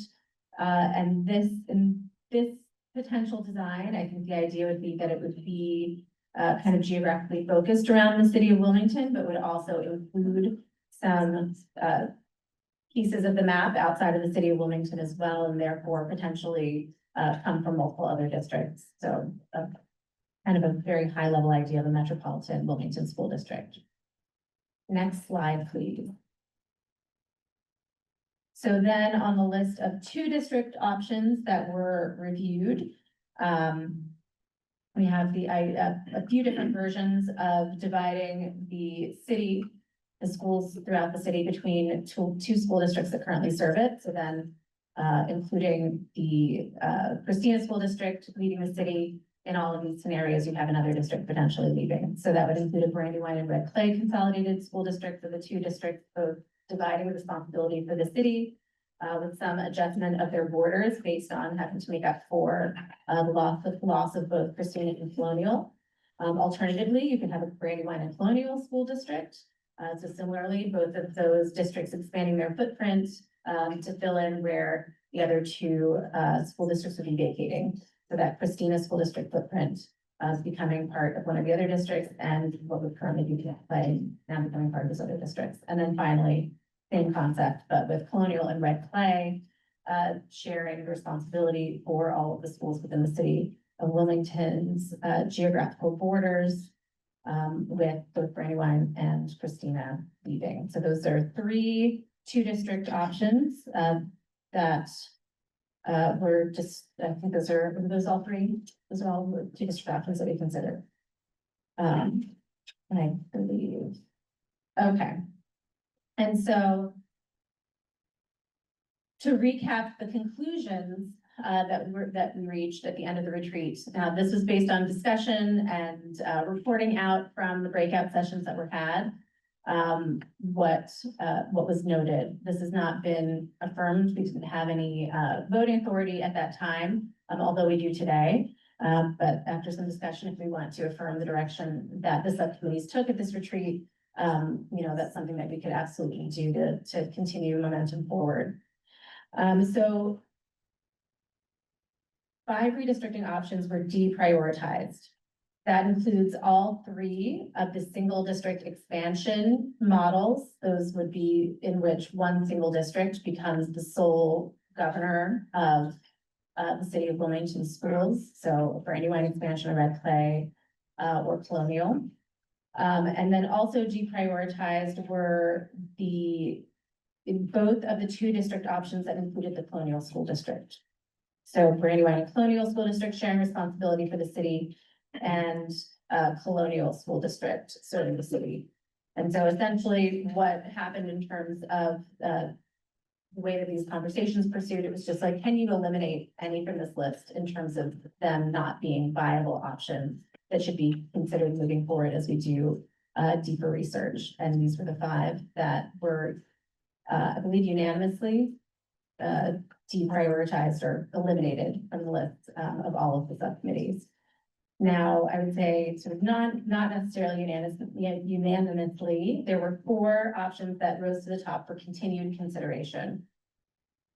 So just by process of deduction, that would be the idea of a Wilmington school district, the idea of Brandywine and Red Clay dividing responsibility for the city of Wilmington and its schools, as well as the idea of a metropolitan Wilmington school district or the idea of a northern Newcastle County consolidated school district. None of these options were eliminated for consideration by our subcommittees that day.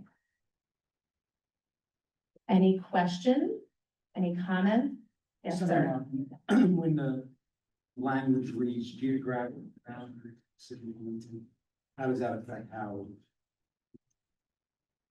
Well, that's an excellent question. I mean, none of these proposals really speak to, at this stage, to VOTEC. So Howard is a VOTEC school. It's part of the Newcastle County VOTEC district. And none of these proposals speak to that, will be changed. I thought we eliminated Wilmington only school district. And the districts that we had were some combination. I think one group did. Right, but so the 5 ones that I just spoke to were the ones that every group said, let's scratch that, scratch that, scratch that. There was like unanimous agreement that those were not viable for further consideration. Wilmington School District was a little bit more on a bubble of like 1 group eliminated and 2 others were like, let's keep considering that one, so.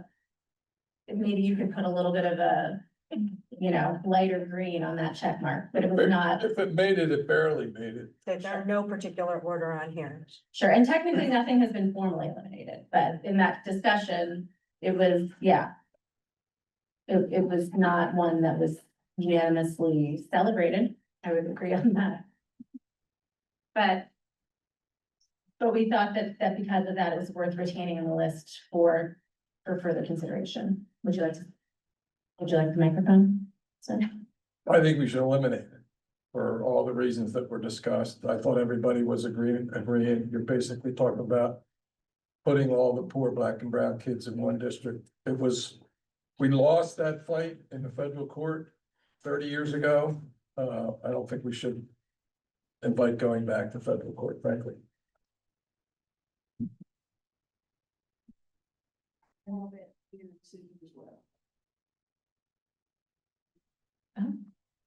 Ms. Pam Foster was in the audience as a member of the public, and she just said that she thought that was, I did not perceive that as a final decision, but we can certainly make a motion on that and vote on that tonight. So my hope would be, if there isn't any further conversation, that we would vote on no longer considering some of those options that were eliminated at the subcommittee retreat, and kind of taking those in stages. So my suggestion would be that we do a motion to remove the single district options, which was one that was very, very much agreed upon strongly. And then taking on the ones including colonial. Oh, yes, well, I say, all right. since we have 19 school districts in the state of Delaware, and each one of them has a superintendent, a vice superintendent, and a triple superintendent, or a transportation department and a food department, I think we do not need another district. I vote with the mayor. Let's eliminate it. Okay. And eliminate some other ones. Well. Hi, I'm sorry, can I cut in? Cause I'm trying to find this hand and it almost seems like we don't have a hand to raise. This is Councilmember Cabrera. I'm in full agreement with Mayor Carney. That was part of the discussion, but in the spirit of inclusion, we kept, talking about it and said we will include it so we don't exclude it. But honestly, I agree with the comments he made. I think we need to get rid of it, so I'm on board with that. Okay. As a body, we can make a motion and vote on that motion. Yes, right, Jones, I agree. Before you move to action, I just would like to lift up that we all have different knowledge base about the historical implications of Wilmington School District and there it comes up as an option in public meetings. We don't all have the same information, so I do think that I think the data tells the story. So, whatever happens here tonight is going to still continue among some members of the public to be raised as an option for consideration. Yes, I'd like to affirm that it is always raised by members of the public, and I've probably had more conversations than anybody about that over the last 6 months. And it will continue to do, and we have to inform the public that the best way to educate our children is not to put them all in one district. The federal court told us 35 years ago that it was basically creating a racially identified viable school district, and therefore that was the beginning of the busing order. My good friend Jay Street, who's not doing well, as many of you know, has always assured me that he'd go back into federal court. I just don't think we need to go there. And I don't think that it's the best way to educate our children in the city. Well, But you're right. People bring it up all the time, mostly out of frustration, I would argue. But the thing is, let's be honest. Our schools are already, segregated. Segregated, yes. They are. Wherever you go, it's either all Latino, blacks, whites. It's already there. It's already happening. So that's not a good argument for not having a city district. The reason is, it's money. It's money. We're not gonna have sufficient dollars to Exactly. have a Wilmington district. We're not. Let's face the You know what? I fact. should have bought more apples. I could have given her apples. Segregated, we're already Apples there. sweeten it up a little bit. Make sure you're muted unless, speaking publicly online. And this is to Zalafin again. I mean, I hesitate a little bit because I think I've been vocal about my own personal feelings on Wilmington School District, but to Councilmember Cabrera's point, that my recollection was also that we, wanted to be inclusive of the fact that there were certainly subcommittees that were not prepared to eliminate it. And I would say, even just in the last week, when we did have those town halls, probably the only model that I heard, you know, actually affirmatively surfaced as something that members of the public were discussing. So again, this is for continued research and exploration, and I think the research will tell us what it will tell us. And so that's really what we're looking. Are we eliminating even looking at the data and the data giving us information about the wisdom of continuing to pursue a certain path? It's not saying that's high on the list, low on the list. It's saying we're gonna do some more analysis on these options and to guide us as a consortium to make the most educated and wise decision. I feel like you wanted to say something, council member? Or council member, I keep doing that to you, representative. No, I very similar to what Maria just spoke in terms of just our city and what we currently have. And I will forever debate that fact that we have it already now. And the sad fact is we don't have any true governance over it. So if we had it and it was our school district, then we could do and hopefully change with the additional funding and the supports to have a district where we could afford and we could have these racially identifiable schools and be able to provide the supports that are needed and necessary, because right now we have them and we don't. Well, that's the same argument that was made in 1968 when the Wilmington Public School District was created, when they did, when they eliminated the school districts as statewide. And now look, I understand the desire to have a school district. I'm just saying it's not the best way. Show me an urban school district in this country that works, and maybe we'll go out and take a look at it. Oh. The schools in Newcastle County are already segregated. They are. I would agree with the Wilmington School District if we get weighted funding and not unit funding.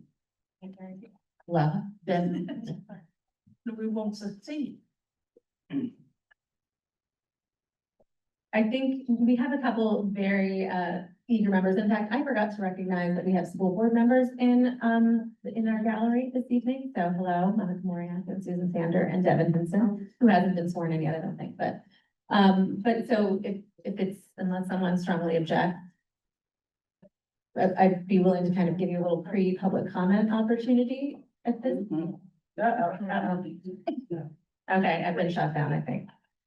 I did say if you object, so I'm gonna read the consortium and say, we'll have to have you hold for public comment. Do we get it before you vote though? You better give it to everybody. What's that? You must do public comments on the front of you, give it to everybody. No. I mean, do we get it before the vote or not? I think we can do that. I think we can. Legally, I have to give it before the vote. I don't know whether this. I think we can absolutely make that accommodation, and it would have to be open to everyone who would like to give public comment, including online. So let's just bear, so any other comments from the consortium in terms of, what was discussed, what was considered, or any thoughts you'd like to offer? Again, I'm suggesting that we take our votes on this, in a couple stages. I think the single district are one group of items. So the idea of Brandywine School District or Red Clay or Colonial taking over the city and keeping it under the umbrella of one district. We'll take that as one group of models that are being eliminated. And we'll vote to eliminate that from our list for further consideration. And then I think our second set would be 2 district options, including Colonial. We'll vote on whether or not we want to take that off of the list for further consideration. And then if any members would like to offer an additional option, such as Wilmington School District to be eliminated from the list for further consideration, we can do that as well. Any further comment before I open up public comment? And this will be our only public comment. For this evening. Okay, not seeing any. I think, who's doing public comment, Kelly, Elena? Elena. We will Yes. jump to public comment portion of our agenda now.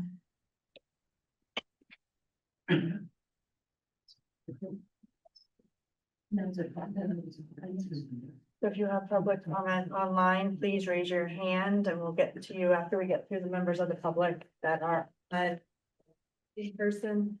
Each individual has 2 minutes. If you're representing an organization, you have 3 minutes.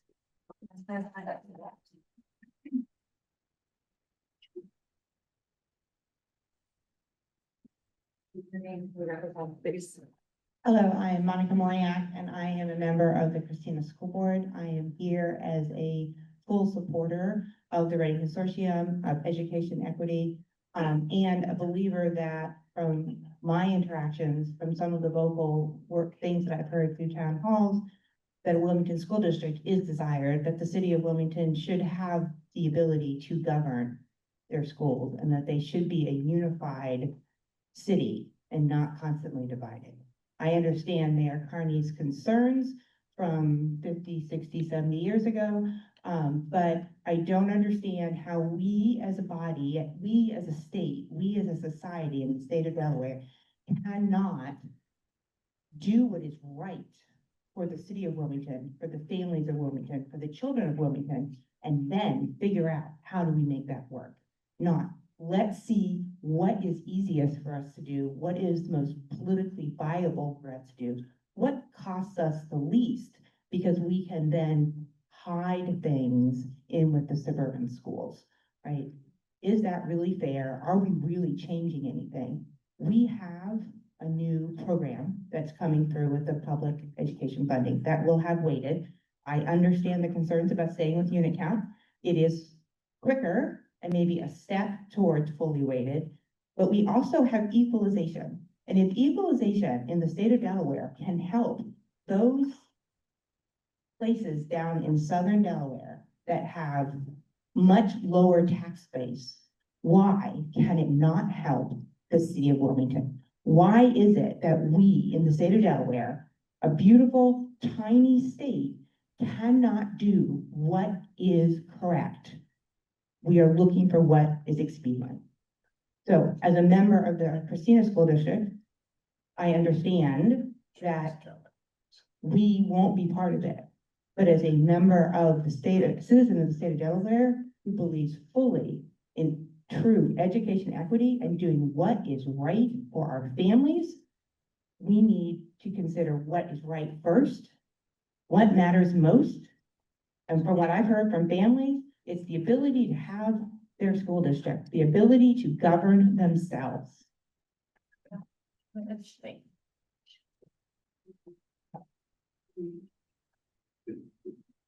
Hi, my name is Pamela Foster. I'm a representative of the Brandywine School District, because that's the district that I currently reside in, and that's where my children and grandchildren attend.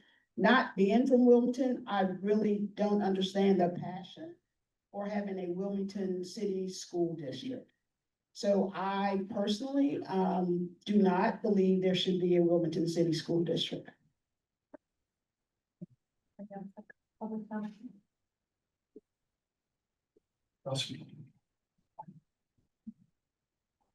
I'm sorry, but I can't sit here and to listen to this. My name is Kevin Kelly. I'm a former board member of Redding.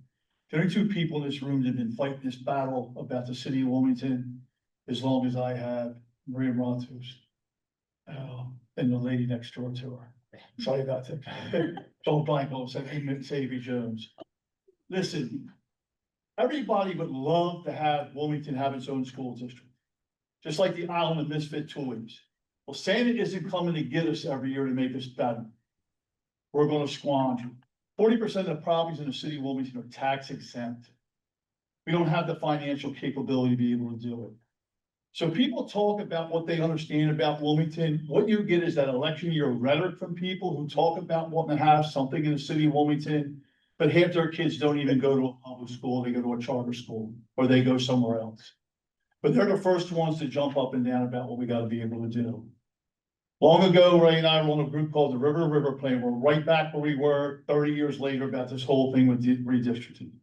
My son had a ride on a bus from 1401 Banning Street to Glasgow High every day. The longest bus ride in the state of Delaware, all right? I didn't like it. I wish he could have went to school in Wilmington. But unfortunately, that's not the reality of what we work with right now, okay? We don't need to go backwards, we need to go forwards. We need to agree with you one bit, Representative from Christina School, but we have to do the best interest of the kids and what's best for them. But right now, we're not getting that with the current configuration of what we have. Thank you.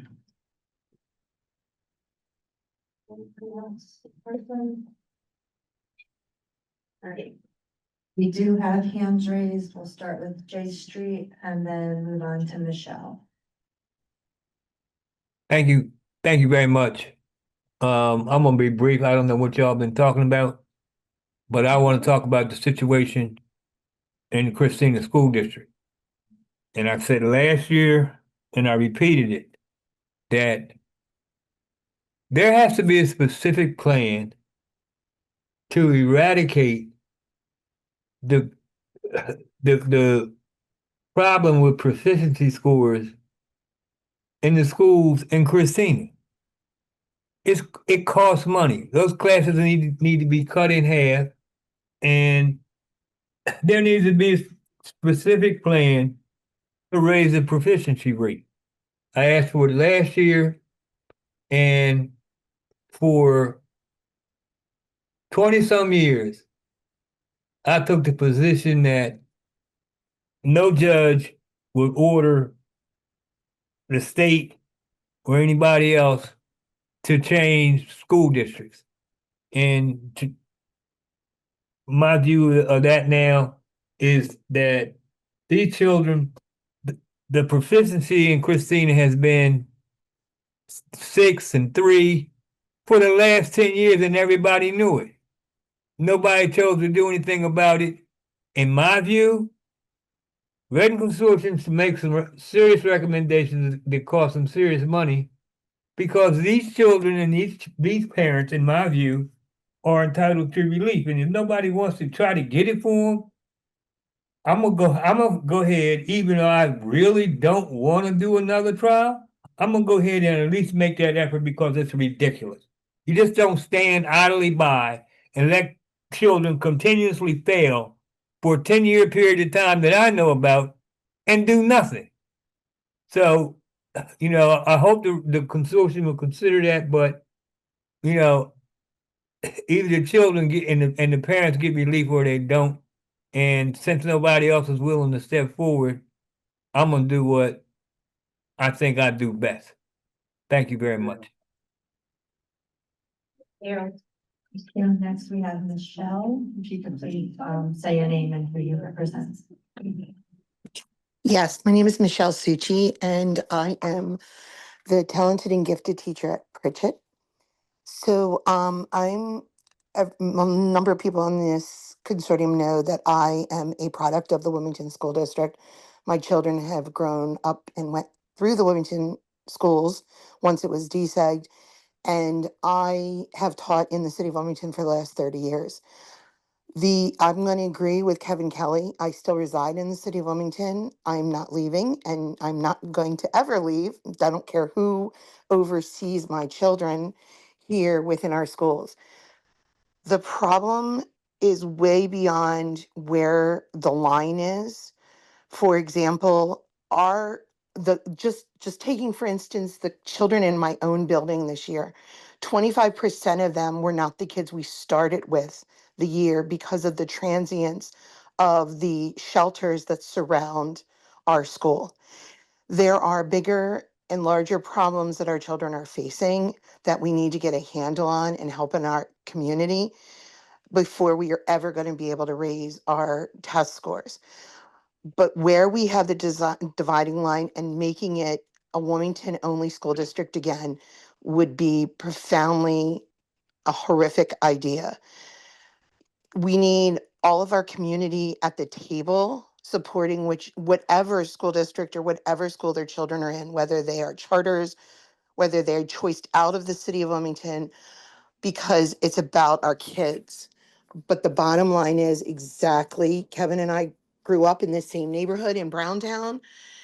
It is fundamentally impossible for our tax base to give our kids what they need if you were to create a Wilmington only school district.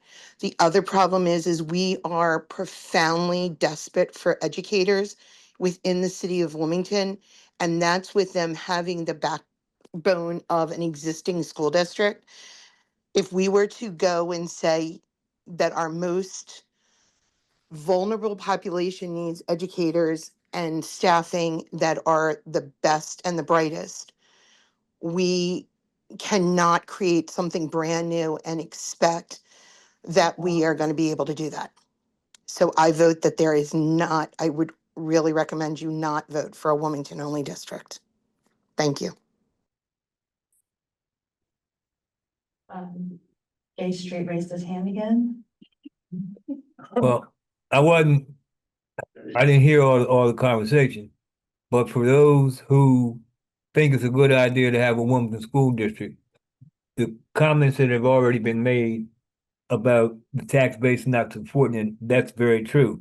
But on top of that, you have a proliferation of charter schools within the city of Wilmington. If you establish a Wilmington school district, the city of Wilmington and that school district will be obligated legally to pay the local costs for those charter schools in the city. And there's no way in the world a Wilmington school district or the city of Wilmington can support that. And so I just think it's an outrageous idea from the beginning. That's my view of it. We can't afford it for a lot of reasons. Thank you. Thank you. Thank you all for that. It sounds like there aren't any more hands, and last call for folks in the room if you would like. Seeing none, and I'm just going to reiterate that our goal with the retreat, our goal in this moment is to narrow down the options that we are considering. And so for the ones that are still on the table after we take this vote, we will be offering further analysis. We will be presenting that publicly. We'll be having much more conversation around the options that are not eliminated today. We're actually just trying to make that work for the consortium less onerous by, rather than having, 9 analyses to do, which is probably beyond our capacity. We're trying to have as few as possible to really do in a meaningful way so that we can convey to ourselves as decision makers and the members of the public who are going to help us make that decision what each of these options really could look like and what they will mean for the students. So with that said, I would ask if I could get a motion to have the consortium support removing the single district expansion redistricting options from consideration. And I get a motion. Sorry, just for clarity, does that mean removing the northern and metro area as well? Not. No, sorry. Okay, let me be clear. So those single district expansion options are the ones where one of the current large districts serving the city of Wilmington expands its footprint to cover the city of Wilmington. So like Red Clay takes over the city of Wilmington, Brandywine takes over the city of Wilmington, Colonial takes over the city of Wilmington. Those would be the single district expansion options. And those were unanimously eliminated by all of our subcommittees at the retreat. So I'm just lumping those three together on the single district expansion options and asking if we can get a motion for the Redding Consortium to support removing these single district expansion options I'll make a motion, Aaron. Thank you, Beth. Maria Matches got in there with the second. And I would ask that we take a full roll call on that. Sorry, hold on, text here.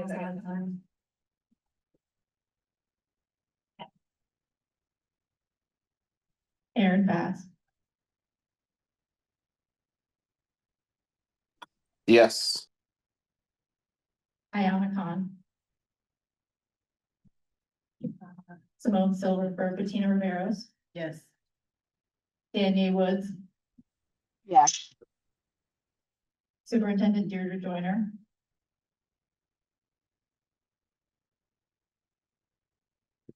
Superintendent Darrell Green, Yes.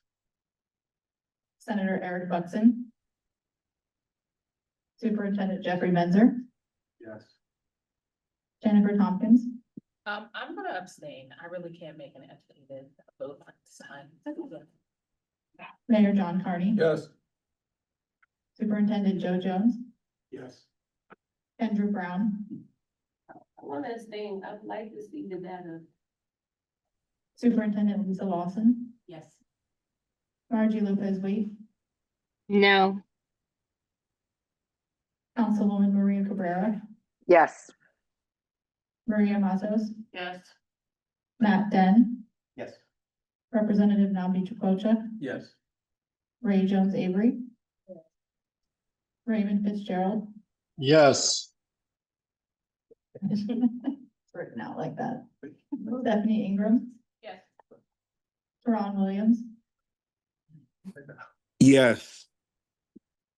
Tika Hartsock, Yes. Senator Tizzy Lockman. Yes. Dr. Joyner is a yes too. Okay, noted that Dr. Joyner is also a yes. Thank you. We have the vote, the motion passes 19 yes, 1 no, and 2 abstentions. Thank you. Okay, my microphone is back on. Thank you for that. All right, so I think our second set of to consider would be to remove 2 of the 2 district options. And those would be the 2 in which Colonial is present. So one having Brandywine and Colonial school districts split the city of Wilmington, and one having Colonial and Red Clay Consolidated School District split the city of Wilmington. With the removal of the other 2 districts implied in each of those. So I have a motion from Maria Matos. Do we have a second? Second. Stephanie Ingram. Stephanie Ingram with the second. Okay, roll call. Question. Oh, okay, discussion. Yes. What's the rationale for Colonial being out of consideration? I think they have a small population of students that they currently serve. That's just, I took place, you know, in the retreat. Yeah. The amount of kids that are currently part of that, that's currently being served is much smaller than the other 2. I'm sorry. Correct. Director Brian Maxwell. And so I'll just repeat my answer. As part of the retreat, it was discussed how many children are being served currently in the Colonial School District in this designated area, and the numbers are quite low. And so to bring that district more involved into the picture really didn't make sense based on conversations. Mayor? Yeah, I can just give my reason, which is that it just doesn't have the financial economic base that you would want to support. Could you repeat that? Yes, it just doesn't have the financial and economic base that you would need to create some balance. That's the whole idea of moving away from a single district. These are 2 district options. Yeah, but you're combining one district with a district with lower, tax base. Any other comments for discussion before we go get into a vote? Yeah. I want to keep it to myself. Oh, okay. I live in Colonial. Okay, let's yes. Any other recollections of the retreat? I think the dominant commentary seemed to have to do with the size of the current population, and that it was a more logical shift. If it will fit the minimally disruptive terminology that's in our code specifically. Okay, if there's nothing further, we have that motion in second, so let's do roll call.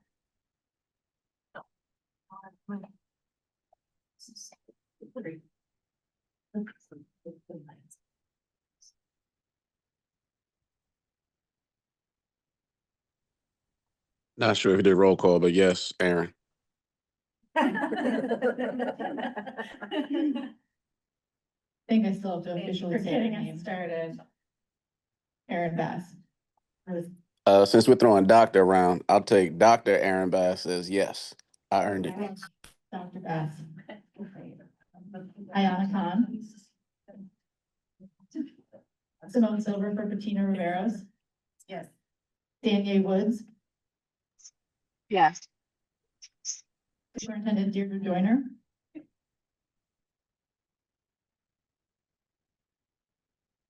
Superintendent Darrell Green. No. Senator Eric Buxton. Superintendent Jeffrey Benzer. Abstain. Jennifer Tompkins. Abstain as well. Mayor John Carney. Yes. Superintendent Joe Jones. Yes. Kendra Brown.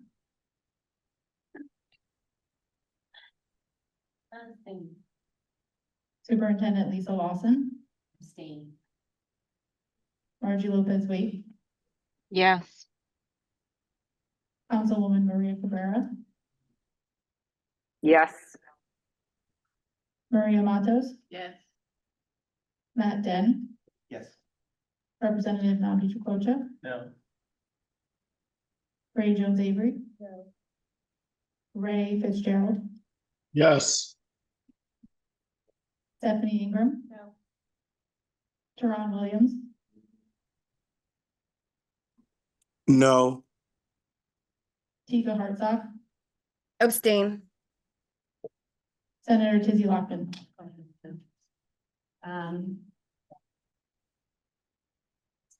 Yeah. Just say that loud.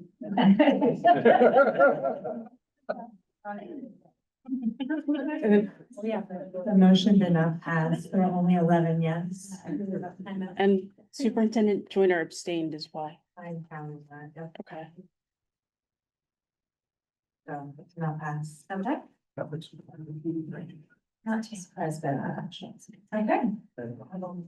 So we will continue to consider those two. We are a little bit over time. We do have another agenda item as well, but I wanted to leave space here. I know we've had a lot of conversation about a Wilmington School District continuing to be considered. So we will continue to consider it as a for discussion, and we'll pursue data around that one, What was I missed? unless there is a motion made. Gotta make the motion there. I'm gonna make a motion if I missed it. You're Okay. gonna eliminate the single Wilmington School District. I would move that we eliminate. All right, a motion has been made by Mayor Carney to eliminate the continued consideration of a Wilmington School District option. Do we have a second? I second it. Seconded by Maria Matos. Discussion.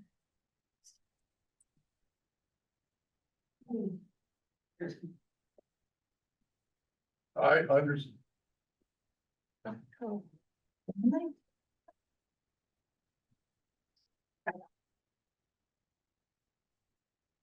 I understand fully the reason that a lot of people want an independent Wilmington School District. It's the same argument that was made 40 years ago when they did the Educational Improvement Act. And the people in the city of Wilmington fought for their own school district. It was a very different city at the time. Then several years later, it was ruled by the federal district court to be illegally segregated by race, and we got Brussy. The fact of the matter is, people do still want this, the independent Wilmington School District because they want to have, as my good friend Namdi wants to have controls of their schools. That makes a lot of sense. What doesn't make a lot of sense is basically putting all the poor children, so many poor children in one school district. And that, I know the response to that is, well, let's have more money. We have more money in the schools in the city of Wilmington right now. People should know the facts there.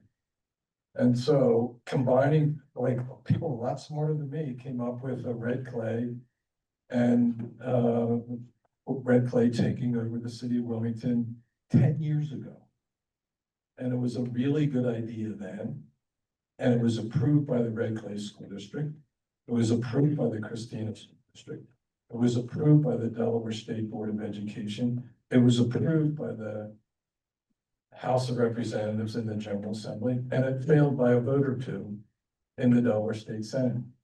And so we haven't done anything since. The people who came up with the river plan and all the different other plans, they've been through all of this before. It's time to act. I heard Jay talk about, how can we allow this to happen to our children? We should look for something that's better for our children. I understand completely, and I heard it at the door, 11,000 doors, people in the city of Wilmington, what they wanted for their children.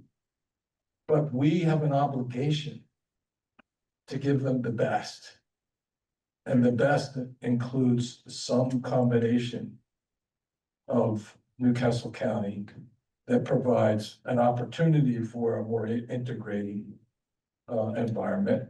We have racially identifiable schools now from K to 5 because of the Neighborhood Schools Act. Brandywine is the only district that has a integration plan pursuant to the Neighborhood Schools Act.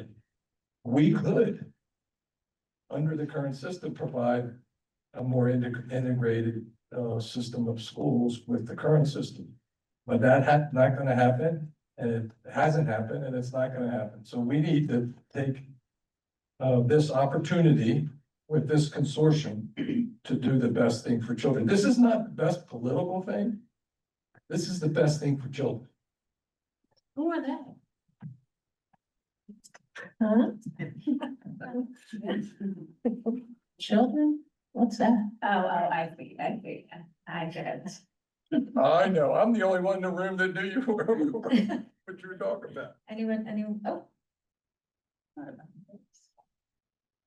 Although I do agree with somewhat of we can't afford it, but I think by showing the data, number one, educates the community. We have to educate them. If we're just gonna tell them, then we're just somebody else is just telling them what to do. So if we just get the data out there, if the data says no, the data says no.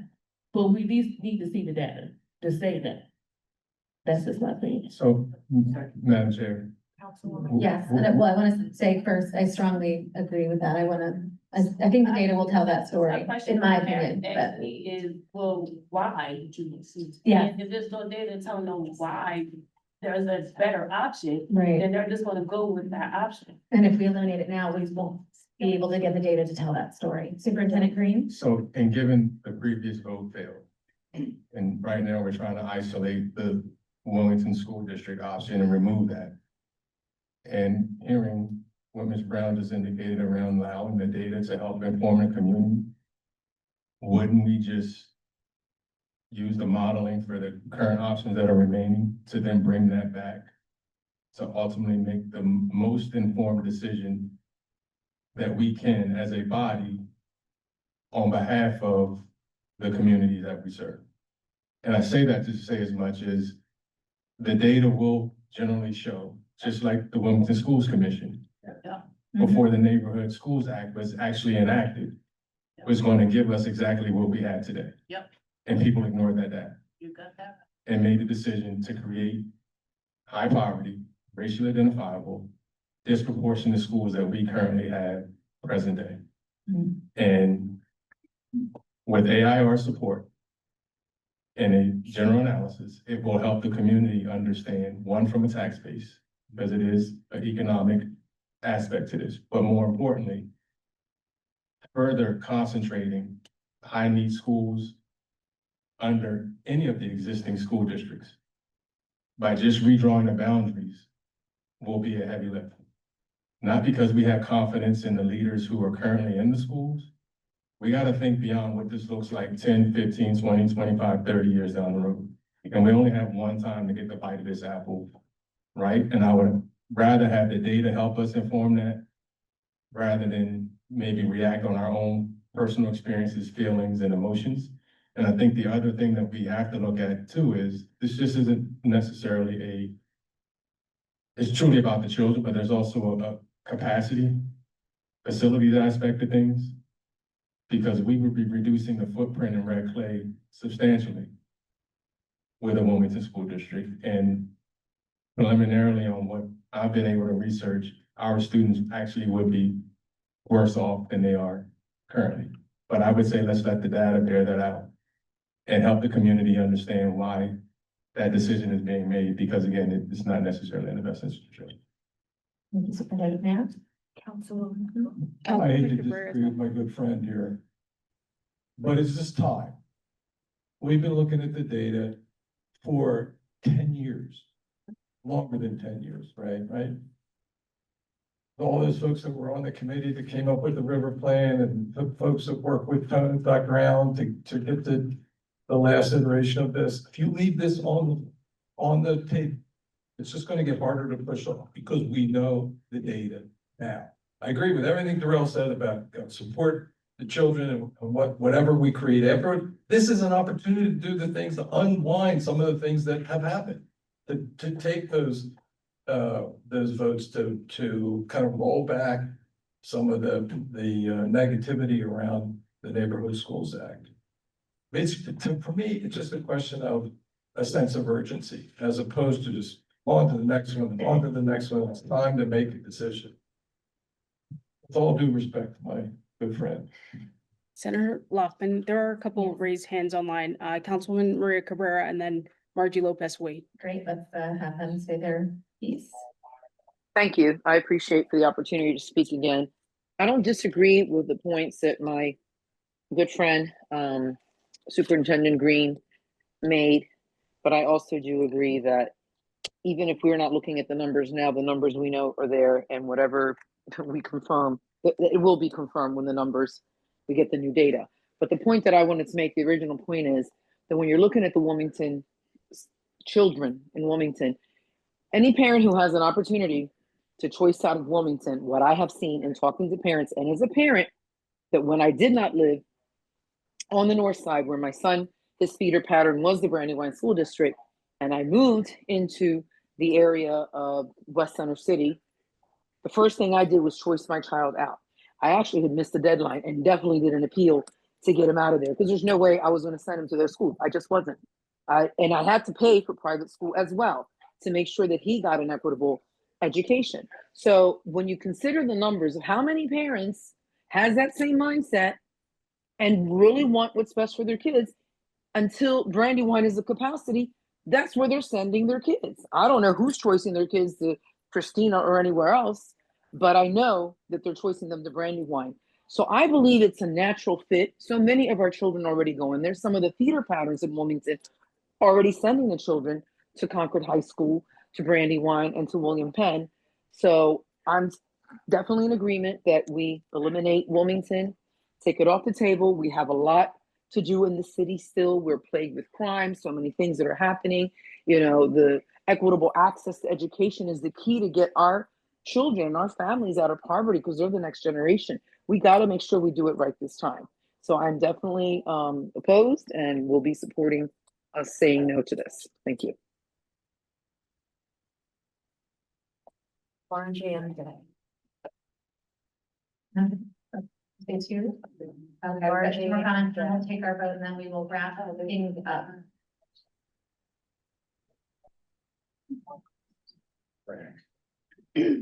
Senator, did you say that, is it my turn to speak? Go ahead, Margie. Okay, thank you. I just want to say, since I think I'm the only one that voted to keep it on the table, I do think that when you look at the four choices, that it is good to have a point of comparison. So when you look at the Metropolitan Wilmington School District, and when we met at our retreat and our work group, we talked about how looking at the Metropolitan Wilmington option compared to a Wilmington only school district would be advantageous to sort of show the pros and the cons between those two. So the reason I'm voting to keep it on the table is because I do think that it needs to be kept for point of reference, and then also to show why one is stronger than the other. I don't think we should be ignoring the public, and obviously the entire public is not represented in this group. It's not represented in the town hall meetings, but we know that there are groups of people that would like to see this, and they have a reason for wanting to see it. We need to show them, if it's not the right option, why it's not the right option. Not just because that's what we believe as individuals based on our own personal experiences. We need to show them that point of comparison. So I would like to see it kept on the table so that we can show it in comparison to the other options. And that will then flush out what's truly the right path to take. But I don't think that we can currently decide that just based on our own personal opinions. Yeah. Okay.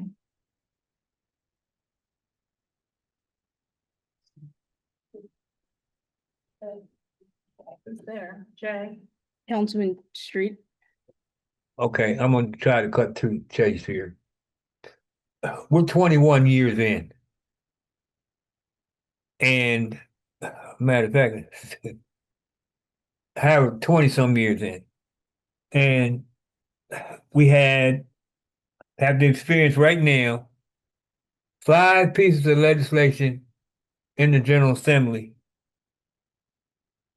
that won't benefit any child anywhere. It's all about who can be superintendent, who can be on the school board. That's outrageous. Second, in my opinion, these 4 districts need to be abolished, and we need to go back to what we started with, which was a Newcastle County School District. And the reason I say that, I was in court in 76, 77 with 11 school districts having their experts, and they taking up the jury box. And even though everybody disagreed and hollered and screamed, we don't want desegregation, so forth and so on, they came up, the experts decided that the best thing that could be possibly done was establish the Newcastle County 1 district super plan, and that was working fine till they decided they wanted to split the money up and split the power up, and then we've been out of luck ever since. And my whole problem with this conversation, I'm gonna stay out of it, is as we speak, the same kind of people in the General Assembly who saw to it purposely and intentionally that the WEAC plan failed. It all failed by 2 votes, but it failed. And those folks, those leaders in the General Assembly who are sitting back saying, oh no, they can't come here. Those kids can't come into Red Clay. Those kids can't come into Brandywine. We're not going to have it. Well, I think when put to task, Judge may have a different point of view.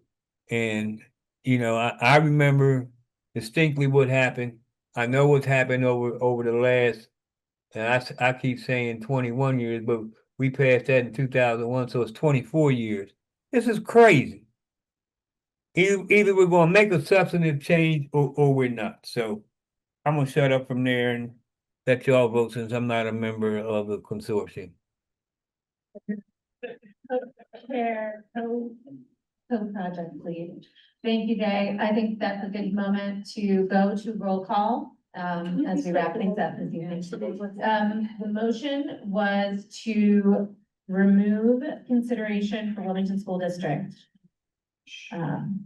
or to remove Wilmington School District from our consideration as a redistricting option. So that's the motion.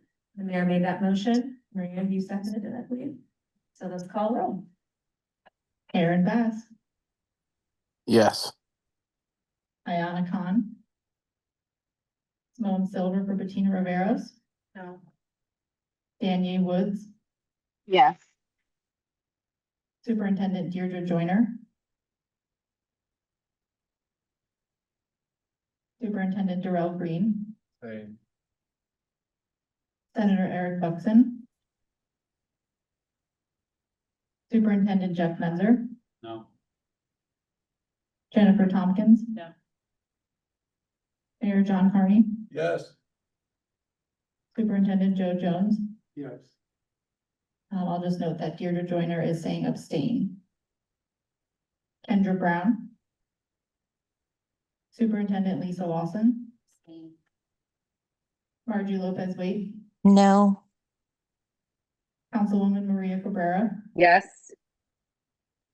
Maria Matos. Yes. Matt Den. Yes. Representative Naldi Chukwocha. No. Ray Jones Avery. No. Ray Fitzgerald. Yes. Stephanie Ingram. No. Teron Williams. Abstain. Tiva Hartsock. No. Senator Tizzy Lockman. No.